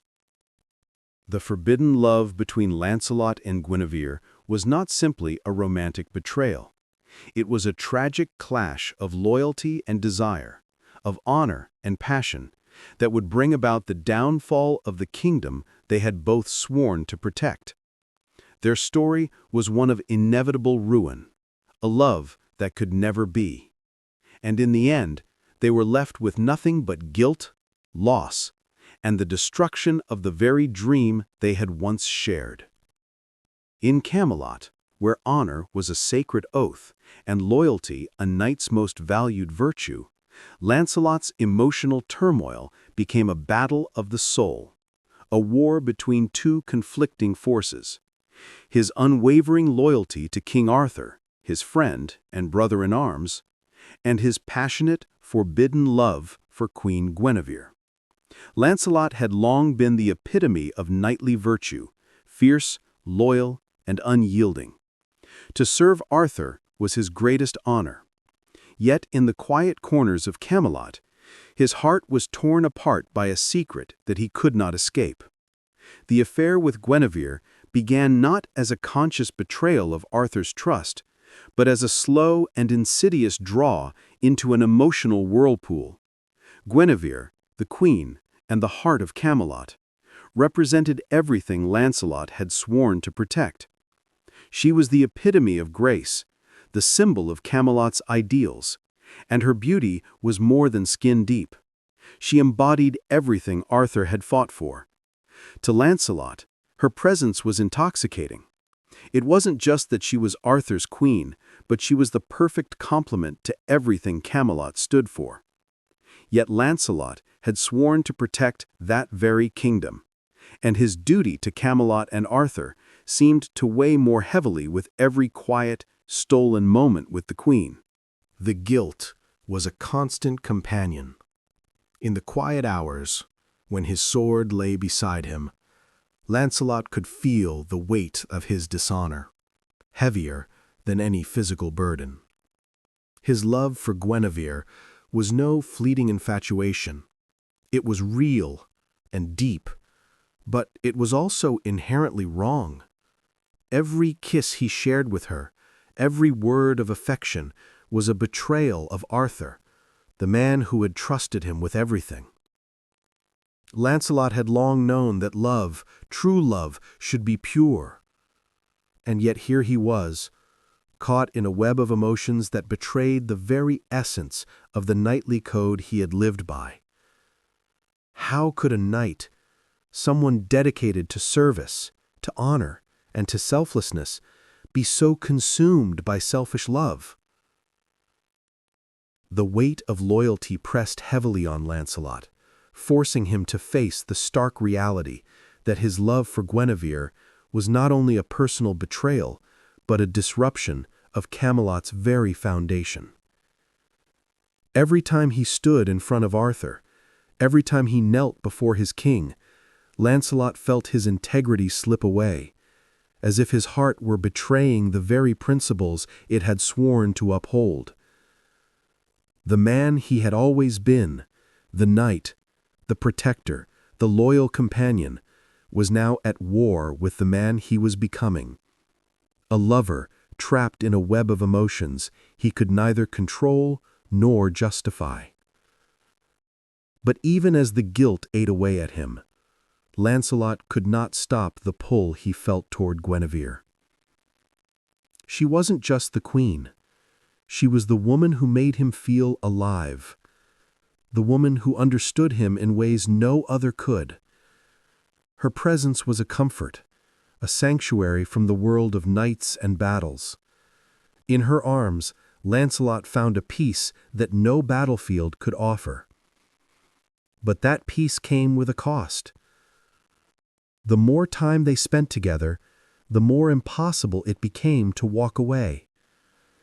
He could not abandon her, and yet he could not live with the truth of his actions. In a kingdom where the ideal of Camelot had been forged by Arthur's vision, a vision of unity, honor, and brotherhood, the affair between Lancelot and Guinevere was not just a matter of personal betrayal, it was a betrayal of the very foundation upon which Camelot stood.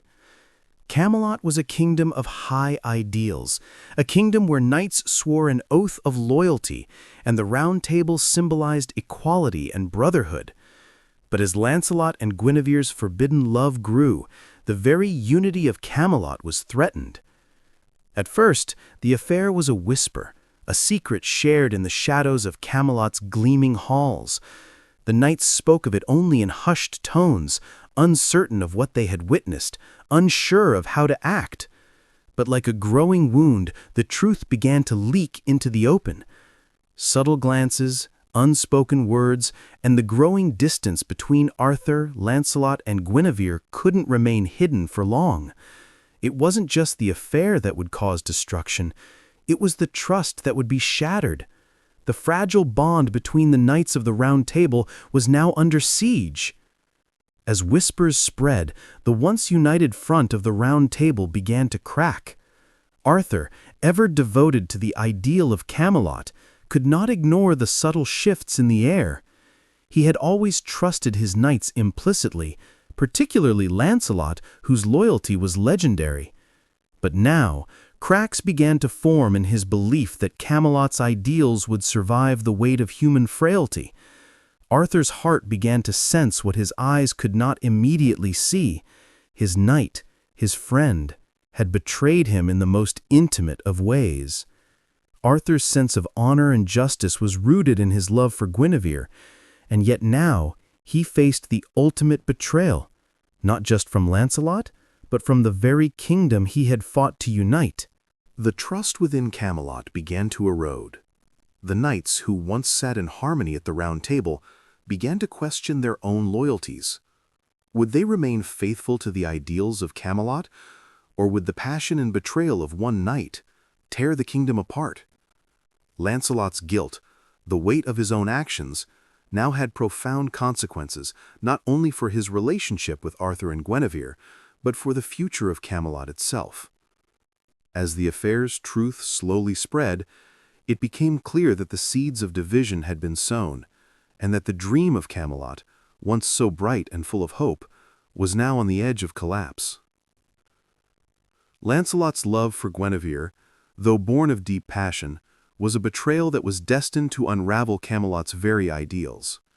His struggle with loyalty, both to Arthur and to the Queen, was not simply an internal conflict, it was a moral struggle that would define his life and the fate of the kingdom.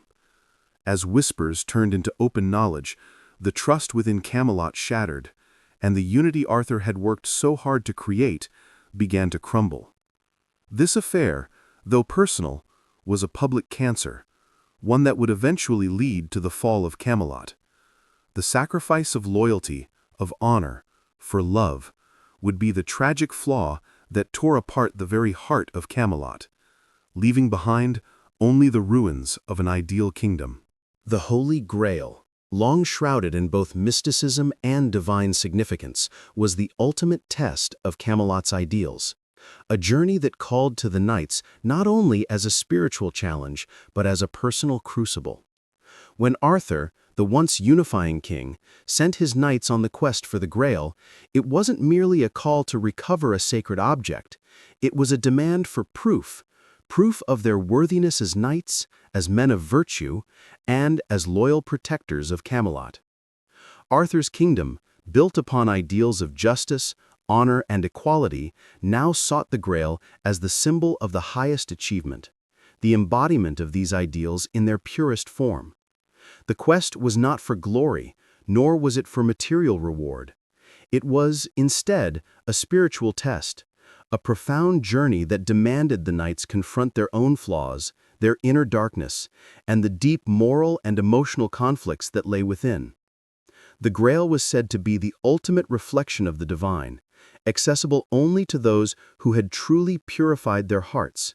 Thus, the journey was as much about spiritual transformation as it was about adventure. A quest that would ultimately reveal whether the knights could live up to the ideals of Camelot, and whether Camelot itself could survive the test. For Lancelot, the greatest and most beloved of Arthur's knights, the quest for the Grail was much more than an act of valor or a test of bravery. Lancelot, whose reputation as a knight had been established by feats of unimaginable courage, found himself torn between the love he held for Guinevere, the queen, and his loyalty to Arthur. The affair between Lancelot and Guinevere had haunted him. It had left a dark stain on his soul, one that no victory could wash away. The Grail for Lancelot was not simply an object to be sought. It was redemption, a chance for him to purge himself of the guilt that had plagued him since his betrayal of Arthur. Yet, as Lancelot embarked on the journey, his heart remained conflicted. Could he truly achieve purity in a quest meant for the virtuous when his own heart was so tainted? The Grail would not just test his physical strength, but his moral fortitude. How could he face the Grail's divine challenge when his loyalty to Arthur had been so deeply shattered by his affair with Guinevere? For Lancelot, the Grail was both a redemption arc and a cruel reminder of his betrayal, and his internal conflict would shape his entire journey. Would the purest knight of Camelot fall short of the Grail, or would he find the forgiveness he so desperately sought? For Gawain, the quest for the Grail was an opportunity to solidify his honor, something that, though he had always been the model of bravery, had been complicated by his own pride. Gawain's pride had often led him to clash with others, and his pursuit of the Grail was deeply tied to his desire to prove himself as more than just a warrior. Gawain, while noble, had often found his sense of honor corrupted by his own ego. His desire to be the greatest knight of the Round Table often clouded his judgment. As Gawain sought the Grail, he faced the brutal realization that true honor wasn't about being the strongest or most revered knight. It was about embracing the humility required to serve others. The Grail, then, became his trial of pride. Would he learn to accept his flaws and embrace humility, or would he be forever trapped by his own pride? In some sense, the Grail offered Gawain the chance to step away from his self-absorbed ambition and embody the true nobility that Camelot had always promised. For Percival, the youngest and most innocent of Arthur's knights, the Grail quest was a spiritual journey, a chance for him to grow not just as a knight, but as a man of faith. Percival's heart was pure, but his understanding of the world was still naive. He had yet to face the complexities and darkness that came with being a knight in Camelot, and the Grail was the perfect challenge to test his faith and innocence. As Percival journeyed in search of the Grail, he encountered forces that would challenge his very beliefs, forcing him to confront the reality of knighthood, which was not just about glory and battle, but about sacrifice and spiritual growth. For Percival, the Grail was a test of his faith. But it also represented a rite of passage into the harsh realities of life as a knight.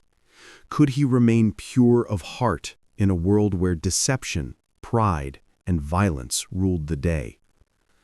The quest would force him to confront not only his own limitations, but also the true nature of Camelot and the spiritual responsibility that came with his place as a knight. The Grail quest was not just a journey of individual knights, but a journey that mirrored the very essence of Camelot itself.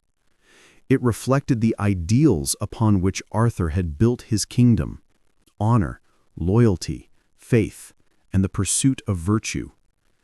For the knights, the quest was a test of how well they could live up to those ideals. The failure or success of each knight in this pursuit was not just personal, but symbolic of the future of Camelot.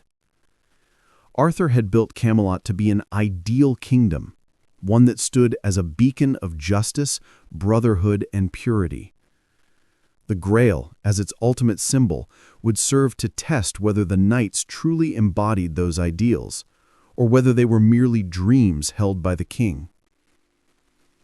The failures of the knights in their pursuit of the Grail were not just personal failures. They were failures of the kingdom's ideals, and they would lead to the fracturing of Camelot itself.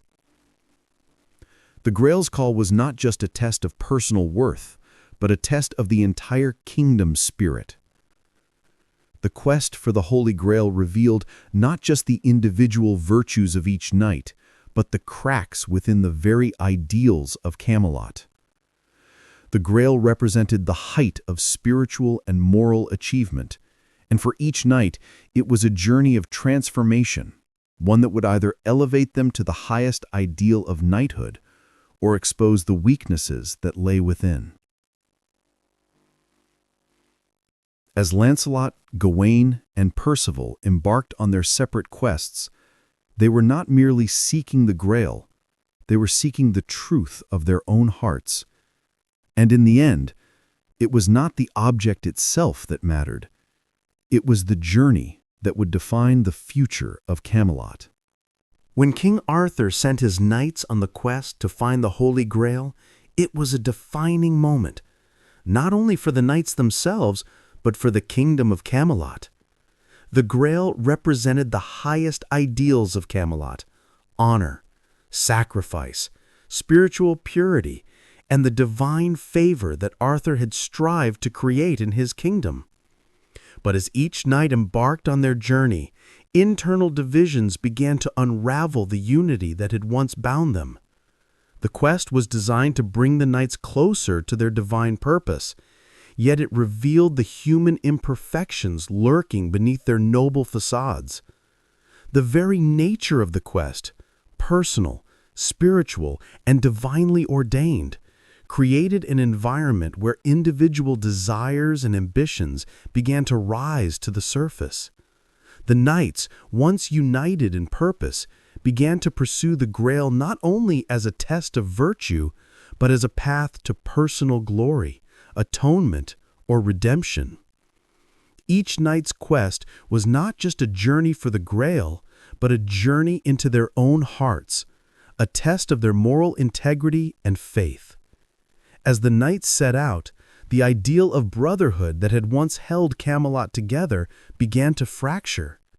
Lancelot, bound by his guilt over his affair with Guinevere, approached the Grail quest with the hope of redemption. But his guilt was a burden that clouded his judgment, making him unsure if he could ever attain the purity that the Grail demanded. His inner turmoil between his love for Guinevere and his loyalty to Arthur tore at his spirit, making him question if he was truly worthy of the Grail's divine favor. Gawain, known for his honor, struggled with the temptation of pride. For Gawain, the Grail was an opportunity to solidify his place in Camelot's history as a knight of virtue. Yet the more he pursued the Grail, the more he realized that true honor was not something that could be achieved through battle or fame, but through selflessness and humility, traits that were often at odds with his pride. Gawain's own ambition and desire for recognition began to erode the very honor he sought, and his journey reflected the conflict between personal ambition and true knighthood. Percival, the youngest and most innocent of the knights, approached the quest with purity of heart and unwavering faith. His idealism was both his greatest strength and his greatest weakness. Percival's naivete led him to see the Grail as a simple prize, something that could be obtained through belief alone. But as his journey unfolded, he came face to face with the complexities of the world, the darkness of human nature, the temptations that lay ahead, and the harsh realization that the Grail was not just a symbol of purity, but a test of resolve. Percival's innocence was tested by the world's realities, and his struggle to balance faith with the complexities of knighthood was a significant part of his journey. As the knights continued on their separate paths, the quest that had once been a symbol of unity began to highlight the differences between them. Internal divisions crept in as personal motivations overshadowed their common purpose. The Grail, instead of bringing them together, began to drive them apart. Lancelot's inner conflict, Gawain's pride, and Percival's innocence all served as a reminder that even the noblest of men were not immune to the human flaws that threatened to undermine the ideals of Camelot. The Holy Grail was far more than a mere physical artifact.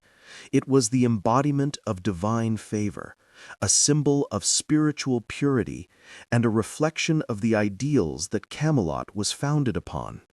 For Arthur, the Grail was the ultimate symbol of the kingdom's moral compass, a test of Camelot's worthiness in the eyes of God.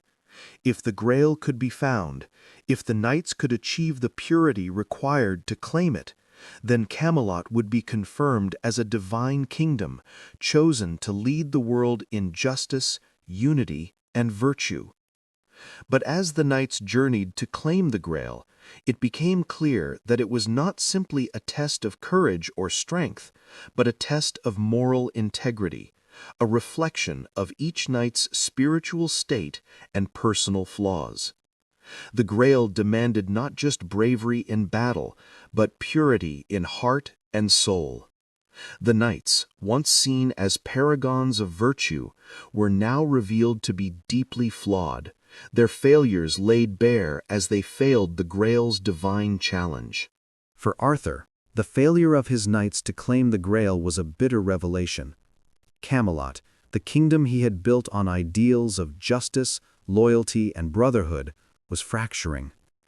The Grail's absence marked not just a personal failure for the knights, but a spiritual crisis for Camelot itself. Arthur had believed that Camelot's unity was impervious to human frailty, but the Grail's rejection revealed the imperfection of his kingdom, and perhaps his own failure as a leader. The knights' inability to claim the Grail was a symbolic defeat, one that would echo through the years as Camelot's ideals began to crumble under the weight of human imperfection. Each knight's journey toward the Grail revealed more than just their personal struggles. It revealed the limitations of Camelot itself. The Grail, a symbol of divine favor and moral purity, was not something that could be obtained through bravery or honor alone.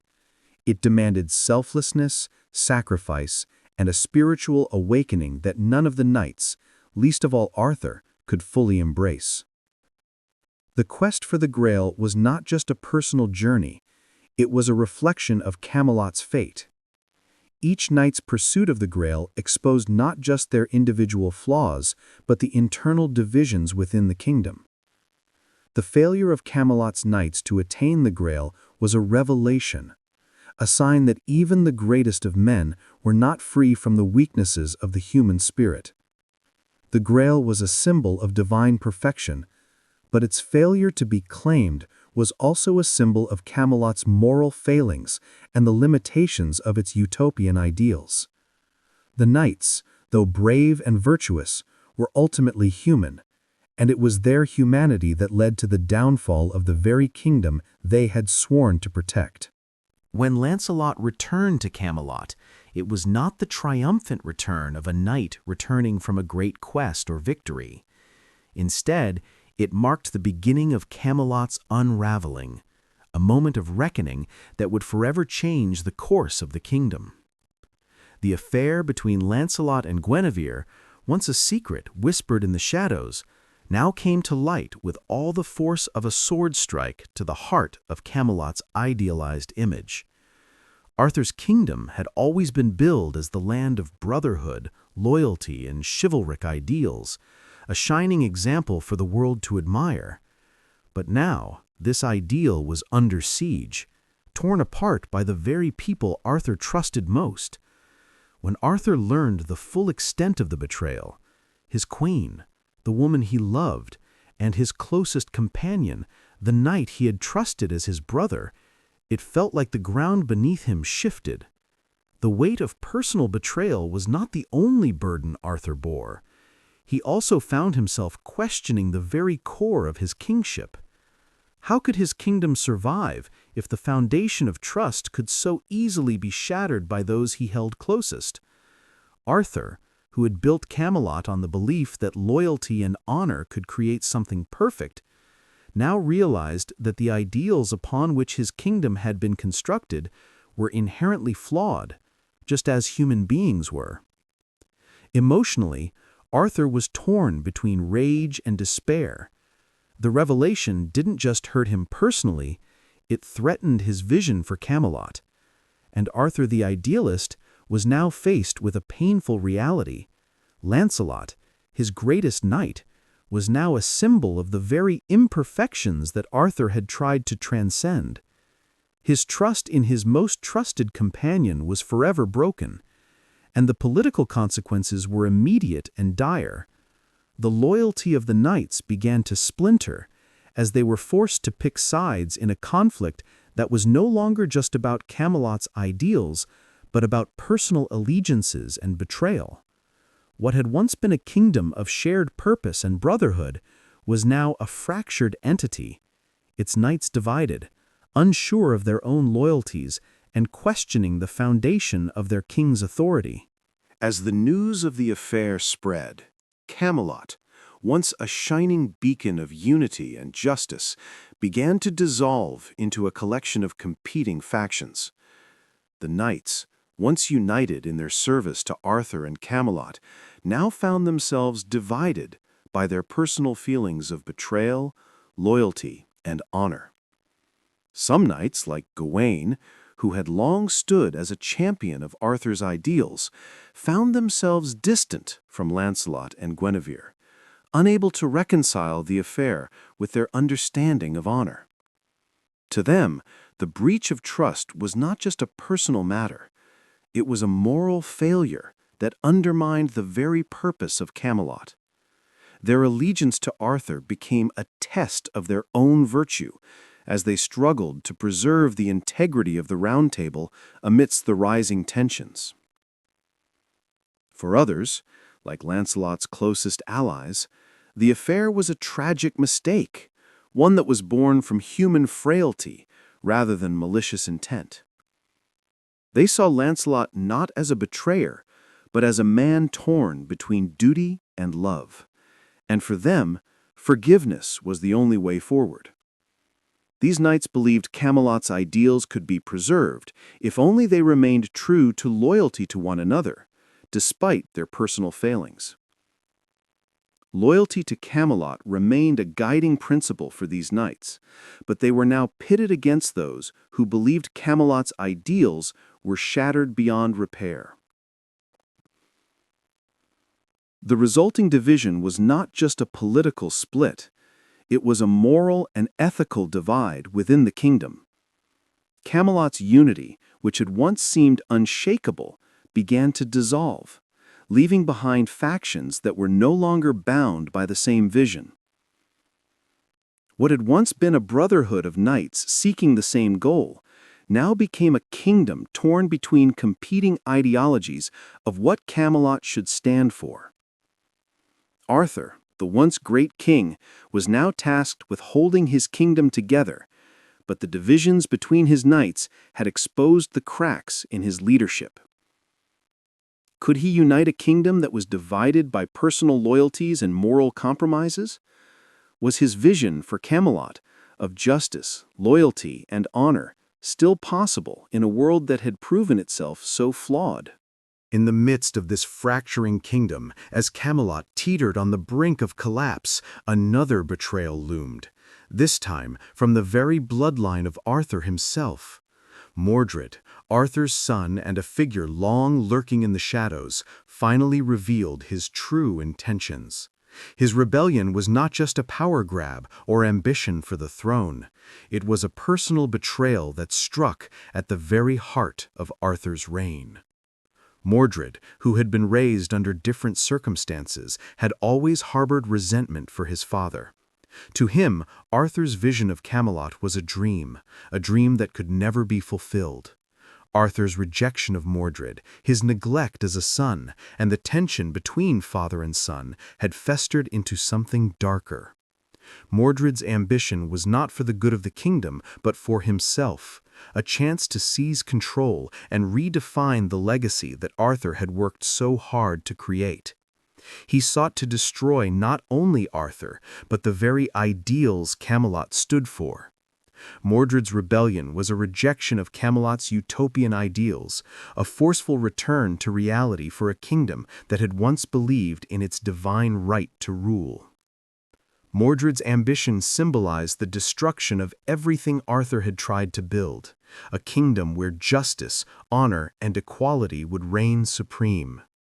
In his rebellion, Mordred sought to claim the throne for himself, but in doing so, he did more than disrupt the kingdom's political structure. He struck at the heart of Camelot's moral ideals. Mordred's rebellion wasn't just about the throne. It was a rejection of the dream of Camelot.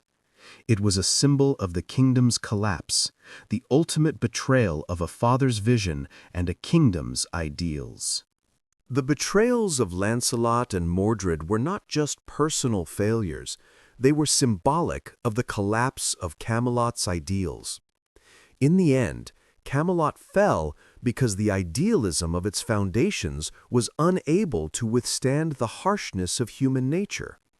What Arthur had built, what he had hoped would be a lasting kingdom of brotherhood and justice, was consumed by division, betrayal, and the failure to reconcile the dream with the reality of power, loyalty, and human imperfection. The Battle of Camelot was not just the final clash between father and son, but a violent confrontation between Camelot's ideals and the unavoidable consequences of human frailty.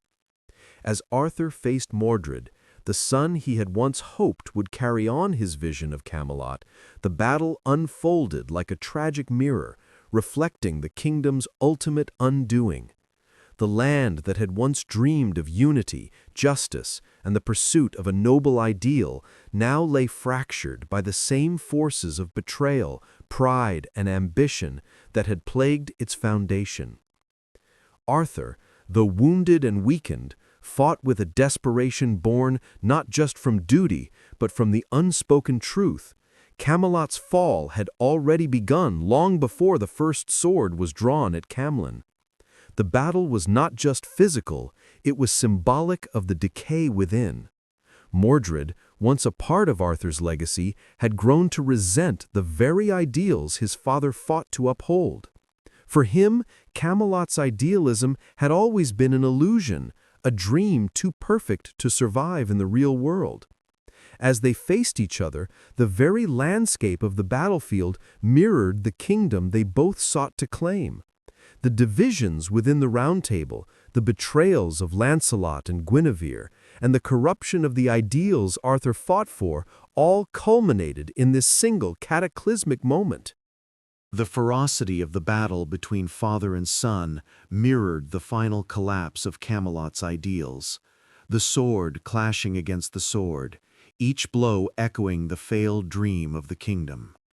And in the end, just as the battle tore the kingdom apart, so too did the ideals of Camelot tear themselves apart in the face of betrayal, self-interest, and the inevitable clash between idealism and reality. As the dust of Camelot settled, and Arthur lay on the cold earth, his body broken by the battle's violence, his thoughts likely drifted to the kingdom he had lost, the vision of Camelot that had sustained him through years of conflict.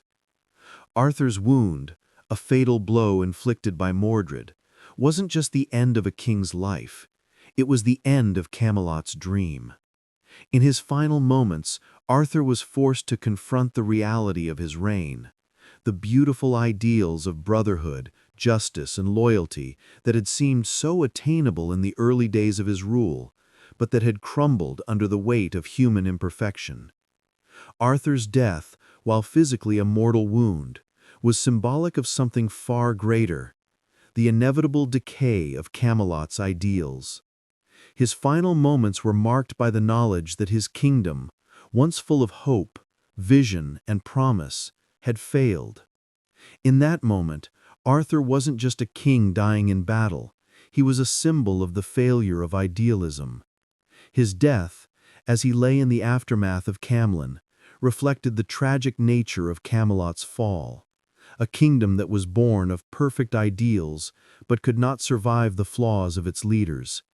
His fatal wound, the one that sealed the kingdom's fate, was a punishment not just for Arthur, but for the entire kingdom that had placed its faith in an impossible dream.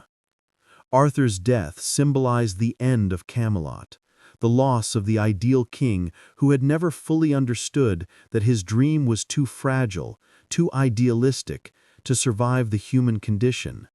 In his final breath, Arthur realized the cruel truth that Camelot, in all its grandeur, was nothing more than a fleeting vision, an idea that would never survive the realities of betrayal, pride, and self-interest.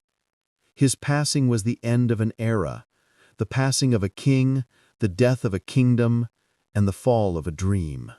In his final moments, Arthur, ever the symbol of Camelot, made one final act, one final surrender before passing from this world.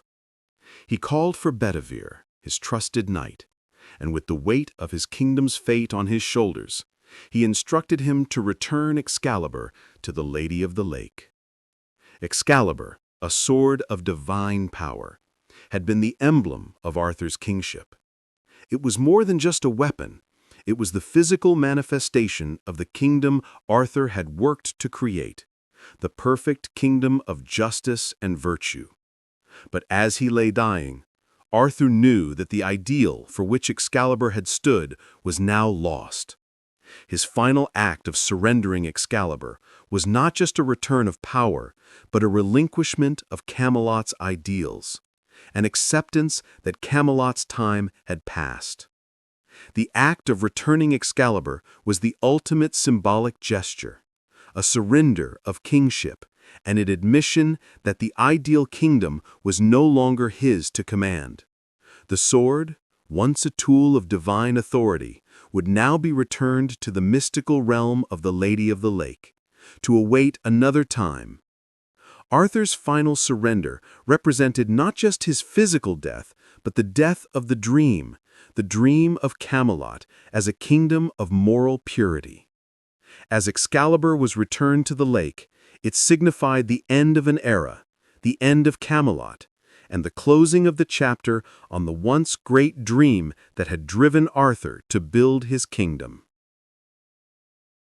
Excalibur's return was the final act of Camelot's fall, a moment when Arthur acknowledged that Camelot, its ideals, its vision, could not withstand the ravages of time and the human flaws it sought to transcend. The sword's return to the Lady of the Lake was a symbolic death of an ideal, a final act of letting go. And as Arthur passed, Camelot faded into legend, its ideals lost to time, but forever remembered as a dream that could never be fully realized. The death of Arthur did not simply end the rule of one king, it marked the death of Camelot itself. In the wake of Arthur's passing, the Knights of the Round Table, who had once been the pillars of Camelot's glory, now found themselves facing a kingdom in ruins, both in spirit and in reality. With Camelot's collapse, each knight was left to confront not just the loss of their kingdom, but their own personal failures. The loyalty they had sworn to Arthur now felt like a distant echo, a hollow promise that could no longer stand against the human imperfections that had led to Camelot's downfall. Lancelot, the greatest knight of them all, had once been the symbol of Camelot's chivalric ideals, but now, in the aftermath of Arthur's death, he was a man broken by guilt. The affair with Guinevere, which had once been hidden beneath the cloak of love, now felt like a dark stain on his soul. Lancelot's emotional struggle was no longer just about betrayal, it was about self-recrimination. His loyalty to Arthur had been compromised by desire, and this sacrifice was something he could never fully undo. The image of Lancelot, now wandering the land, disillusioned and searching for redemption, captured the tragic flaw of Camelot itself. In his final reckoning, he realized that Camelot's dream had always been too fragile, and his own failures had ensured its inevitable fall. Gawain, ever the loyal knight, found himself torn between his loyalty to Arthur and his need for vengeance. Camelot had always been the kingdom of idealism where justice reigned, but now that ideal was shattered. Gawain's personal conflict began to consume him as he wrestled with the understanding that his own actions, driven by pride and his sense of honor, had contributed to the kingdom's collapse. As Gawain stood in the ruins of Camelot, he realized that the dream of brotherhood, of knights united in virtue, was always too fragile to survive in the face of human frailty. His internal division reflected the larger crisis of Camelot, where the failure to uphold justice led to the kingdom's ultimate demise. Gawain was left to contemplate whether loyalty to Camelot's ideals was ever enough, or if the ideal of Camelot had been doomed from the start. For Percival, the once innocent knight, the death of Camelot was the death of the purity he had always represented. To him, Camelot's ideals had been simple: justice, honor, and the belief in a noble kingdom. But now, as the last of the knights remained, Percival found himself struggling to make sense of a world that no longer reflected those ideals. The loss of Camelot was the loss of innocence, and Percival could not escape the bitter realization that his once unquestioning faith in Camelot's greatness had been misplaced. As he wandered the world, searching for meaning in the wreckage of Camelot, Percival understood that the kingdom's fall was inevitable, and that even the purest dreams could not withstand the harsh realities of human nature. With the fall of Camelot came the disappearance of Merlin, the great sorcerer who had once guided Arthur's destiny. Merlin had been the mystical anchor of Camelot, the figure whose prophecies and magical interventions had shaped Arthur's rise and the kingdom's early triumphs. But as Camelot crumbled, so did the era of mysticism and magic that had once breathed life into Arthur's reign. Merlin's departure wasn't just the end of a sorcerer's reign, it symbolized the end of Camelot's divine favor. For years, magic and prophecy had defined Camelot, but with the fall of the kingdom, the mystical forces that had once guided Arthur's rule were no longer needed. Merlin's absence represented the death of Camelot's idealism, the loss of a mystical vision that had helped Arthur and his knights believe that they could shape a perfect kingdom. Without Merlin's guidance, Camelot was left with only the mortal struggle to survive. The disappearance of Merlin marked the transition from legend to reality, a reality where magic and destiny could no longer help a kingdom that had been built on illusions. With the end of the mystical era, Camelot was forced to face its own failure, and the knights, now without their guiding prophet, could only move forward in a world that was no longer defined by magic, but by the harsh truths of human imperfection. Merlin's disappearance symbolized the final loss of Camelot's dreams. As the kingdom fell, the mystical foundation of its existence faded into memory, replaced by the brutal truths of mortality and human nature. The land of Britain, once full of prophecies, now had to face the reality that even the most noble of dreams could not survive when faced with the chaos of the human heart. Arthur's death at Camlan was not the final word on his reign, but rather the beginning of an enduring myth that would shape Britain's future.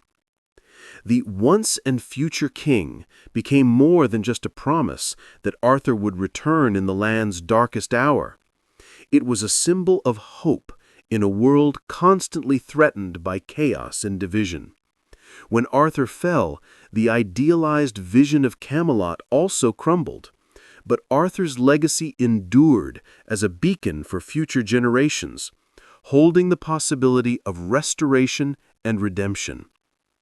The promise of Arthur's return was not simply a matter of prophecy or supernatural belief. It was rooted in the moral foundation Arthur had built, one based on justice, unity, and brotherhood.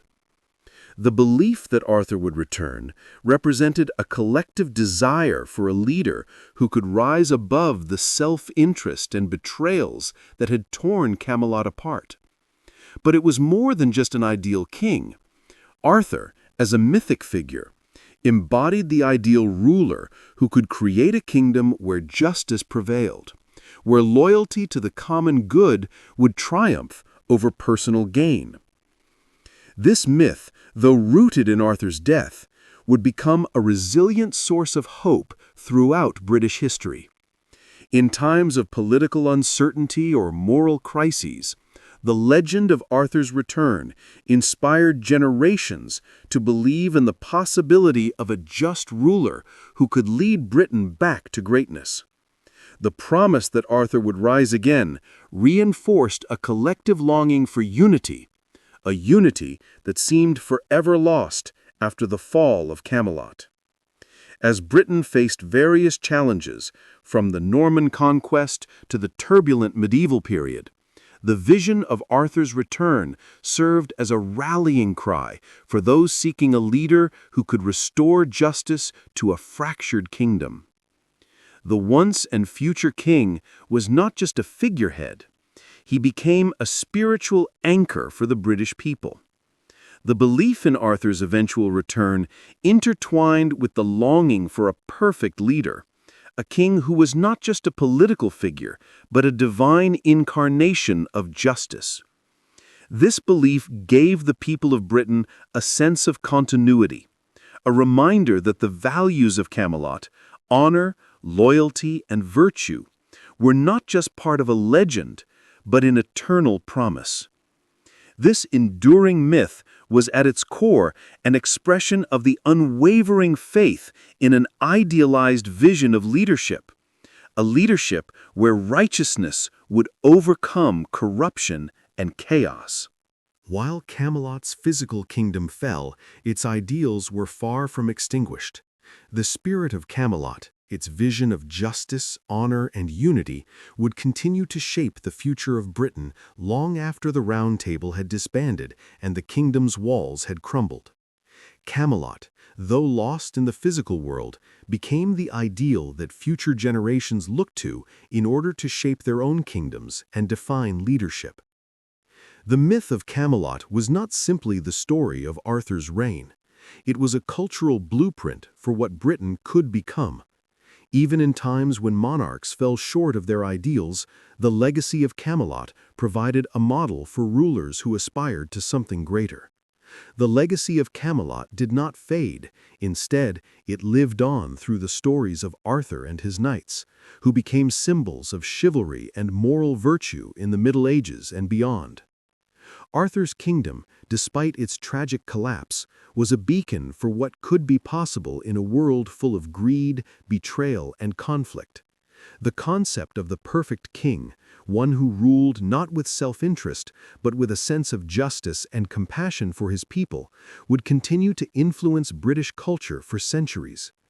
Literature and art flourished with stories of Arthur's greatness, and these stories inspired future rulers, knights, and reformers who sought to embody the virtues of Camelot. The chivalric code, with its emphasis on honor, service, and loyalty, became a foundation for British nobility, carrying the echoes of Camelot's ideals through the ages. As literature and art evolved, so too did the concept of Camelot's ideals. The idea of a united kingdom, one ruled by a righteous king who embodied the highest virtues, became a cultural cornerstone for Britain's rulers and their subjects. Camelot was no longer just the land of Arthur's reign, but a moral standard to which future kings would be held accountable. Even in the face of political upheaval, Camelot's legacy endured, inspiring movements that sought to restore justice and unity to the land. The fall of Camelot, though heartbreaking, was ultimately a catalyst for the persistence of its ideals. The myth of Camelot and the belief in a perfect king would continue to shape the cultural and political landscape of Britain for centuries to come. As long as the myth of Arthur's return endured, so too did the hope that Camelot's ideals might one day be realized in a world that sorely needed them. The enduring myth of Arthur's return, combined with the legacy of Camelot's ideals, ensured that the spirit of Camelot would never truly die. Camelot's vision of a perfect kingdom would continue to inspire Britain throughout the ages, long after its physical demise. Through literature, culture, and the legacy of Arthur, the ideal of Camelot would always remain a beacon of hope, a promise that even in the darkest times, the ideals of Camelot could one day return to shape the future. Arthur's death was not the end of the kingdom, it was the beginning of its legend, one that would live on in the hearts of the people and guide them toward a future of justice, honor, and unity. The story of King Arthur and the Kingdom of Camelot is more than just a legend passed down through centuries. It is a moral touchstone that continues to resonate in the hearts of millions. Arthur's legacy transcends the boundaries of time and geography, echoing through the ages as a beacon of ideal kingship, virtue, and the enduring struggle for justice.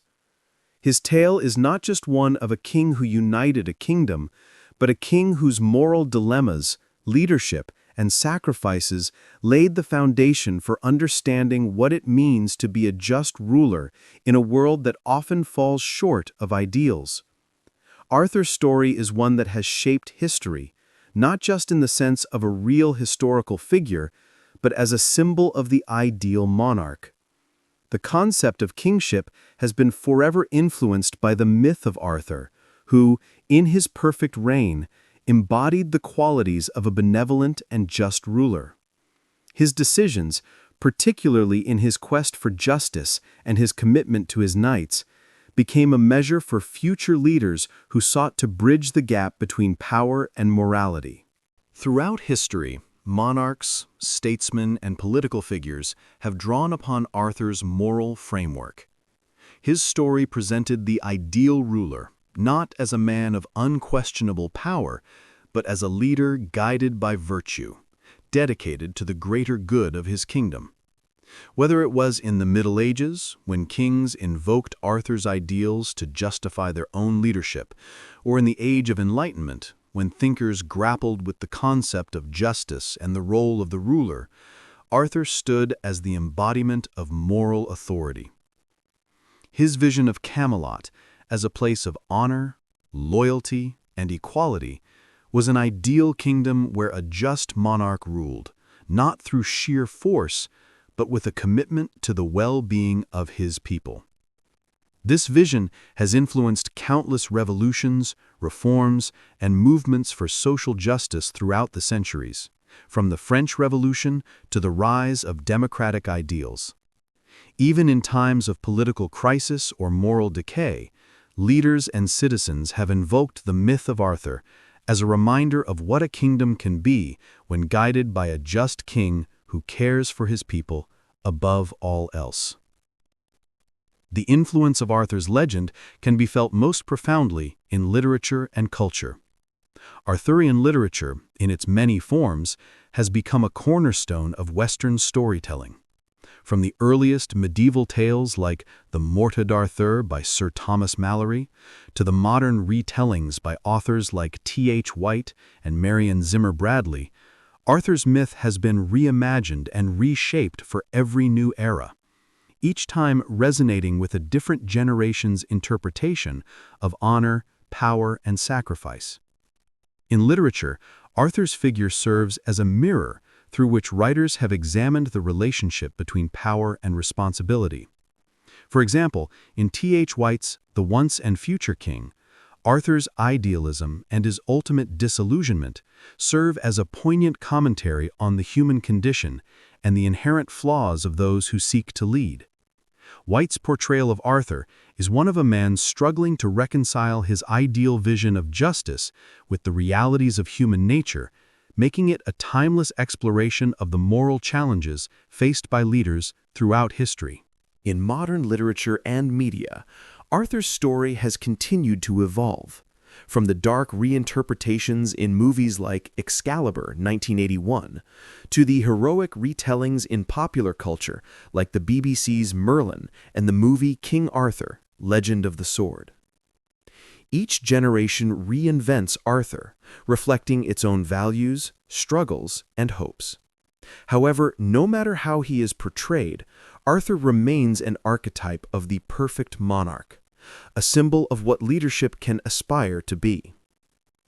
Beyond literature, the legend of Arthur has permeated cultural expressions, from art and theater to television and film. The iconography of Excalibur, the Round Table, and the quest for the Holy Grail have become indelible symbols of heroism, honor, and chivalry, which still appear in modern-day storytelling. This has given rise to a persistent cultural legacy where the idea of Camelot and Arthur's reign represent the ideals of justice, unity, and leadership. It also serves as a framework for those who feel that moral leadership is still possible, even in a world where politics and society can seem far removed from these ideals. In the 21st century, Arthur's myth continues to hold great relevance. The idea of the once and future king resonates with modern sensibilities about leadership and societal responsibility. As global leaders grapple with issues like inequality, justice, and human rights, the legacy of Arthur provides a model for a leader who rises above self-interest and governs with a moral compass. Arthur's vision of a united Britain, one where justice prevails, has become a symbol for those who believe in inclusive leadership. The idea that a leader's primary responsibility is to serve the people, not to consolidate power or advance their own personal agenda. The legacy of Camelot also serves as a reflection of the fragility of unity. As countries around the world face social, political, and economic divides, the idea of Camelot provides a warning. The ideals of justice and honor are difficult to maintain in the face of betrayal, greed, and discord. Yet the myth of Arthur's return suggests that these ideals, though fleeting, are worth striving for. Arthur, through his eternal return, shows that no matter how far we fall, there is always hope for restoration and renewal. The legacy of King Arthur is one of hope, moral clarity, and the enduring belief in the possibility of a just kingdom. His influence continues to echo throughout history, literature, and culture, serving as a timeless symbol of what good leadership can achieve and the cost of pursuing noble ideals. Arthur's myth is more than a story of a king. It is a call to action, a reminder that leaders must strive for more than mere power. His legend offers a blueprint for those who believe that justice, honor, and unity can still guide the leadership of nations and individuals, no matter how flawed the world may be. In a world full of uncertainty and division, the once and future king remains the eternal symbol of a leader who could unite a fractured kingdom and restore hope for future generations.